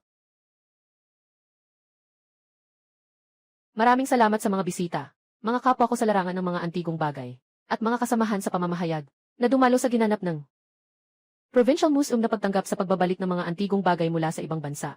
Ngayong araw, ang Provincial Museum ay tumanggap ng mga antigong bagay na ibinalik mula sa ibang bansa. Maliban sa pagsisikap ng mga eksperto sa antigong bagay sa loob at labas ng bansa, ay dahil din sa pagtutulungan ng mga kababayan natin. Kailangan ko pang pasalamatan ng espesyal. Ang tindahan, Jubao Tang. Alaynan, baka si Miss Lin. Mamaya, ang Jubao Tang ay nasa Provincial Museum. Habang inaayos ang mga exhibit, para sa Provincial Museum, panandali ang itago ang mga ito. Ngayon tawagin natin ang kinatawan ng Jubao Hall upang magsalita. Mukhang tama ang hula ko. Talagang dumating si Gianhe. Lin, Ginoong Lin. Kung isipin, si Gianhe. Lin, isa pa rin tayong kamag-anak. Ah, talaga. Kumusta kayong lahat? Napakasaya kong makasama kayo ngayon. Sa pagtanggap muli ng mga labi mula sa abroad, ng ating museo. Sa isang maliit na paraan. Sa tingin ko, sinumang kasamahan sa larangan ng mga antigong bagay, kapag nahaharap sa ganitong malaking tiwala, ay hindi tatanggi. Sa hiling ni Ginoong Chen, ako rin ay gumawa lamang ng dapat gawin bilang isang tao sa larangan ng antigong bagay. Sinasabi na parang napakamakatwiran. Tingnan ko kung makakatawa ka pa. O hindi na. Aking hula, tama nga ako. Si Director Chen at si Liu Di ay magkaibigan. Hindi na kailangan pang magsalita ng marami. Ngayon, hayaan ninyo akong ipakilala sa inyo. Ngayong araw sa Museo ng Probinsya, 3 na ibalik na mga antigong bagay. Ang 3 ay Ming Dynastic Swan de Cloison. Malaking palayok na may disenyo ng ulap at dragon. Pendant na Jade Dragon mula sa Eastern Zoo. Mga natirang pahina ng Yongle Encyclopedia. Alam mo ba kung aling probinsyal na museo ang nakakita nito? Mga natirang pahina ng Yongle Encyclopedia. Ang Yongle Dadian na ito ay nawala sa mga digmaan ng sinaunang panahon. Ang mga natitirang piraso sa ngayon ay hindi higit sa 4% ng orihinal. Nakuha ito ng Provincial Museum. Talagang kahanga-hanga. At mayroon pang 2 antigong bagay na ito. Ming Swan de Cloison. Malaking tapayan na may disenyo ng ulap at dragon. At ang Jade Dragon pendant mula sa Silangang Zoo. Alin man ang ilabas mo, lahat ay pambansang kayamanan. Talagang naghirap ang Provincial Museum para maibalik ang mga antigong ito. Sobrang dami ng kanilang pinaghirapan. Sandali lang. May tanong ako. Liu Xiao, may iba ka pa bang tanong? Director Chen, paano mo masisiguro na ang mga kahon ngayon ay nandito pa rin, ang mga artipakto? Kayo po lahat, ito ang tumutulong kay Direk Chen sa pansamantalang pag-iingat ng mga kasaysayan. Ginoong Lin, nakatrabaho rin namin ang 3 pirasong pambansang yaman na ito. Sino mang makakita ay gustong mapasa kanila. Di maiwasang makaisip si Ginoong Lin ng ganitong klase ng ideya. Kung si Ginoong Lin na ito, nangangalaga ng mga antigong bagay, nagnakaw ng mga antigong bagay, at isisi kay Direk Chen, na noong una, binigay lang niya sa kanya, ay pawang walang laman na kahon. Anong gagawin natin? Kaya't may pagdududa ako. Ngayon sa loob ng kahon, wala namang antigong bagay. Naku, pag nanakaw ng pambansang antigong bagay. Isang mabigat na krimen yan kapag nahuli. Pwede kang makulong. Sabi ni Liu Xiao. Hindi rin naman walang katwiran. Yung mga bagay na napakahalaga. Nakaharap sa sarili. Sino ba ang hindi maaakit? Ano ang tingin mo sa bagay ni Lolo Li? Naniniwala ako sa pagkatao ni Gi Lin, kaya niyang ibigay sa akin. Ang kinlong pastel na hollow heart vase ng diretsyo. Pakiramdam ko, hindi siya yung tipo na hangad lang ang karangyaan. Ano? Sabi mo kanina nang, ibinalik ninyo ang mga antigong bagay. Nawala ang mga ito. Sa loob ng kahon ay puro sirang libro lang. Isang piraso ng sirang palayok, at isang piraso ng jade na naputol sa gitna. Miss Lin, ano ba ang nangyari dito? Bakit sinabihan ako ng mga tauhan na nawala ang tatlong antigong bagay at pinalitan ng kalat-kalat na basura? Ginoong Lin, tatanungin ko lang po, talagang ninakaw niyo ang mga antigong bagay? Pakipaliwanag po. Ginoong Lin, ito ay tatlong pambansang kayamanan ng mga antigong bagay. Kabilang dito ang mahalagang natitirang bahagi ng Yongle Dadian. Alam mo ba kung ano ang mangyayari? Kung ito ay nakawin, epektibo ang mga sinasabi ko. Mukhang naniwala ang lahat. Si Qiangi. Lin, hindi ba't kamakailan lang? Nagsali siya sa samahan ng mga pamanang kultura. Bakit parang ang bilis niyang naging sikat? At ngayon, gagawin pa ang pagnanakaw ng mga pamanang kultura. Nga, sino ba ang nakakaalam kung anong mga paraan ang ginamit niya para makasali sa samahan? Baka naman ang presidente ng samahan. Hindi rin malinis kung talagang ninakaw ni Qiangi. Lin, ang tatlong piraso ng mga pambansang kayamanan. Tiyak na ang natitirang bahagi ng kanyang buhay ay gugugulin na sa bilangguan. Bata pa at may kakayahan. Bakit hindi na lang gumawa ng mabuti? Kailangan pang magnakaw ng mga antigong bagay. Nahuli ka na yata ngayon. Taga-bukid ka talaga. Pinili mong sumalungat sa akin. Sa natitirang buhay mo, maghanda ka ng makulong. Binibining Lin, sagutin mo ang tanong ng lahat. Sabihin mo sa lahat, ano ang motibo mo sa pag-commit ng krimen? Paano mo nakuha ang mga likhang sining mula sa buong hindi nabuksang kahon? Totoo na kinuha ko ang mga bagay sa loob ng kahon. Hindi ako nagsisinungaling. Inamin ni Miss Lin na kinuha niya ang mga pambansang yaman mula sa kahon. Ninakaw niya. Sa larangan ng mga antigong bagay, si Miss Lin ay medyo kilala na rin. Hindi ko akalain na ganito siya sa pribado. Talagang hindi mo dapat husgahan ang tao sa panlabas. Tunay na ang tao ay hindi dapat husgahan sa panlabas na anyo. Miss Lin, sayang ang tiwala ko sa'yo. Paano mo nagawang ganito? Ang pagnanakaw ng pambansang kayamanan. Alam mo ba, ang mga piraso ng antigong ito, lalo na ang natitirang bahagi ng Yongle Dadian, ang dami ng pagsisikap na inilaan ko. Tumawag ng pulis, agad tumawag ng pulis. Tatlong pambansang kayamanang nawala. Isang seryosong insidente ito. Mga kaibigan, huwag kayong mag-alala muna. Totoo na kinuha ko ang mga antigong nasa kahon. Hindi ito kasinungalingan. Pero iyon ay dahil, sinabi ni Director Chen sa akin, nasa kahon na pinirmahan ng Jubaotang. Walang kahit anong antigong laman, kundi puro basura lamang. Ikaw, tingnan mo, sabi ni Liu Xiao, eksaktong ganito. Sinasabi na ang mga kahon na iyon, walang mga antigong bagay. Yung mga kalat ni Miss Lin, hindi ba't ikaw ang naglagay niyan? Para ipasa kay Ginoong Chen. Alam natin kung sino si Direk Chen. Pero bakit kami magtitiwala sa'yo? Iyon nga, matagal ng Direk Chen ang naging direktor ng museo. Sa loob ng maraming taon, hindi pa nagkaroon ng pagkakataon na may nakaw na kasangkapan o pinalitan. Kaya naniniwala kami kay Direk Chen. Siyempre ikaw ang nagnakaw.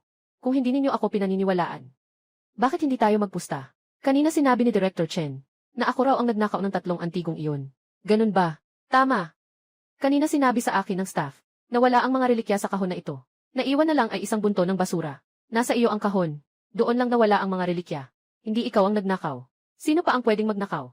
Ayos. Dahil sinabi ni Ginoong Chen, walang antigong bagay sa kahong ito. Sabi ko nga hindi naman nawala ang tatlong pambansang kayamanang antigong bagay. At ngayon ay tahimik pa rin silang nakahiga sa tatlong kahon na ito. Nang Miss Lin, hindi ba't naguguluhan ka na? Kaya nagsisimula ka ng magsalita ng kalokohan. Yung tatlong kalawang sa loob ng kahon. Ako mismo ang naglagay nyon. Hindi ko na nakita yung tatlong mahalagang yaman na parang pambansang kayamanan. Anong meron ka pa? Anong kakayahan mong sobrang taas? Kaya mong ilagay yung tatlong yaman sa loob ng kahon? Paano mangyayari yon? Basta't hindi ako naniniwala. Katatapos lang sabihin ni Ginoong Chen, walang mga relikya sa kahon na to. Hindi mo ba kayang ipanganak ang mga ito mula sa wala? Tama. Naniniwala kami kay Ginoong Chen. Mga kaibigan, huwag kayong magpadalos-dalos. Kung naniniwala kayo sa sinabi ni Director Chen, hayaan natin si Director Chen na siya mismo ang magbukas ng mga kahon na ito. Pinapangako kong hindi ko ito hahawakan. Sapagkat hindi rin naman ako isang salamangkero. Hindi ko kayang gawing lumitaw ang mga antigong ito mula sa wala. Ilagay sa loob ng kahon. Tingnan natin mamaya. Sino ba ang tama, si Director Chen o ako? Buksan lang ang kahon para malaman. Mukhang si Miss Lin ay hindi naman kinakabahan, kundi parang may kumpiyansa pa nga. Nga, kung ang tao ay nanakaw ng gamit at mahuli, dapat ay nakakaramdam siya ng guilt. Bakit pa siya makakatakas na buksan ang kahon para inspeksyonin? Ginoong Lin, mukhang malapit ka ng mapahama. Baka nga masira na lang ang lahat. Kaya naman, nararapat lang na igalang natin si Ginoong Lin. Huling-hiling bago pumasok sa kulungan. Sige, buksan na natin. Miss Lin, talagang hindi titigil hanggat hindi nakukuha ang gusto. Pag nabuksan ko na itong mga kahon, ang kaso mo ng pagnanakaw ng mga artifact ay tiyak nang nakasulat sa papel. CJ, dahil sinabi ni Miss Lin iyon, igalang ko na ang kagustuhan ni Miss Lin. Tara, tingnan natin. Sama na rin tayo. Paano naman pwede? Ang tatlong pambansang kayamanang ito ay tahimik na, nakahiga sa loob ng kahon. Si Qiangi, Lin ang nakatama. Tiyak na peke. Siguradong siya ang nagpalit para makuha ang tunay. At pinalitan ng peking produkto. Ang pendant na ito ng Jade Dragon ay may mataas na kintab. At walang bitak o depekto. Maliwanag pa ang nakasulat sa itaas. Mga bakas ng kamay ng artista na nag-ukit. Ganito kadetalyeng kamay na paggupit. At totoo pa pala. Hindi pwedeng mangyari yun. Itong pendant na Jade na Dragon. Kahit sa transparency ng Jade, o sa detalye ng pagkakagawa ng ukit, hindi ito gawa sa modernong sining. Maabot. Itong kayamanan ay totoo. Tama nga. Ito ay original. Nagkakahalaga ng bilyon. Si Liuli ang nagbasag nito. Ano? Tunay na original ang mga antigong ito. Tama. Talagang tunay na original ito. Sa loob at labas ng bansa, naghahanap ako ng higit sa 20 taon. Ngunit hindi ko makita ang mga natitirang pahina ng Yongle-Dadian. Ngunit nahanap ito ni Lin. Ang totoo pala ang sinabi ni Binibining Lin. Sa kahon na ibinigay ni Director Chen sa kanya. Puno ito ng basura. Nagtulungan sina Director Chen at Liu Li para iparatang kay Binibining Lin ang pagnanakaw ng mga antigong bagay. Ibig sabihin, si Director Chen ang nagnakaw habang nagbabantay. Ang tatlong bagong kuha na ito, lahat ng mga banyagang artifact ay peke. Dito sa Provincial Museum, gaano karami sa mga artifact dito ang totoo? Kailangan mag-report agad. Iharap si Chen Yibao at Liu Li. Arestuhin. Tingnan mo, hindi ba ako nagsinungaling? Alam ko na ito mula pa kanina. Hindi ganyan si Qiangi. Lin, nasa ganitong sitwasyon na tayo. Nandyan ka pa rin. Hindi ka pa ba aakyat agad? Para mapanatili ang kaayusan. Huliin siya. Para magnakaw ng mga antigong bagay. Si Ginoong Direktor ng museo. Bakit ka nandito? Chen Yibao. Bilang Direktor ng Provincial Museum, alam mong lumalabag ka sa batas at nagnanakaw sa loob ng museo. Hindi ka na muling magiging Direktor ng Provincial Museum.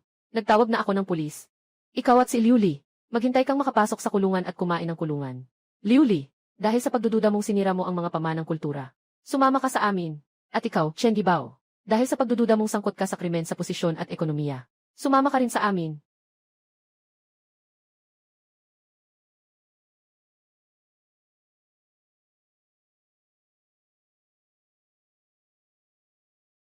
Ito, tungkol sa pagkukumpuni ng pendant nila uli. Iwanan niyo na sa akin yan. Abala ako, Yanli. Lin, ay naku, anong hangin na nagdala sa inyo dito? Ay ako at si Lao Zhao, dumaan sa Jubaotang. Pumasok para sabihin sa inyo.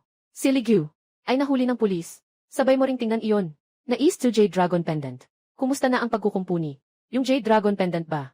Ako na ang kukuha para sa inyo.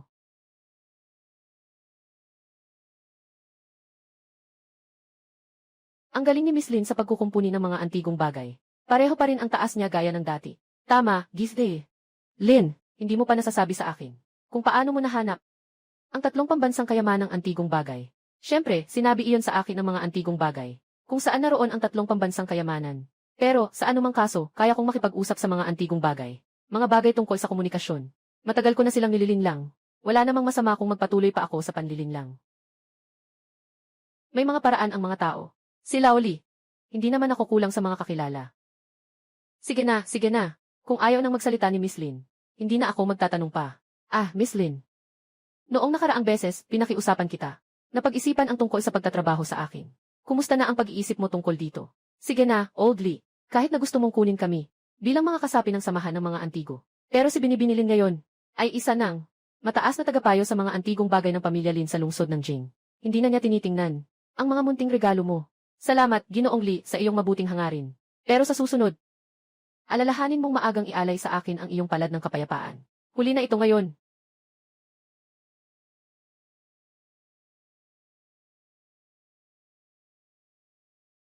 Malugod kayong tinatanggap sa Jubaotang. Customer, ano ang gusto mong orderin?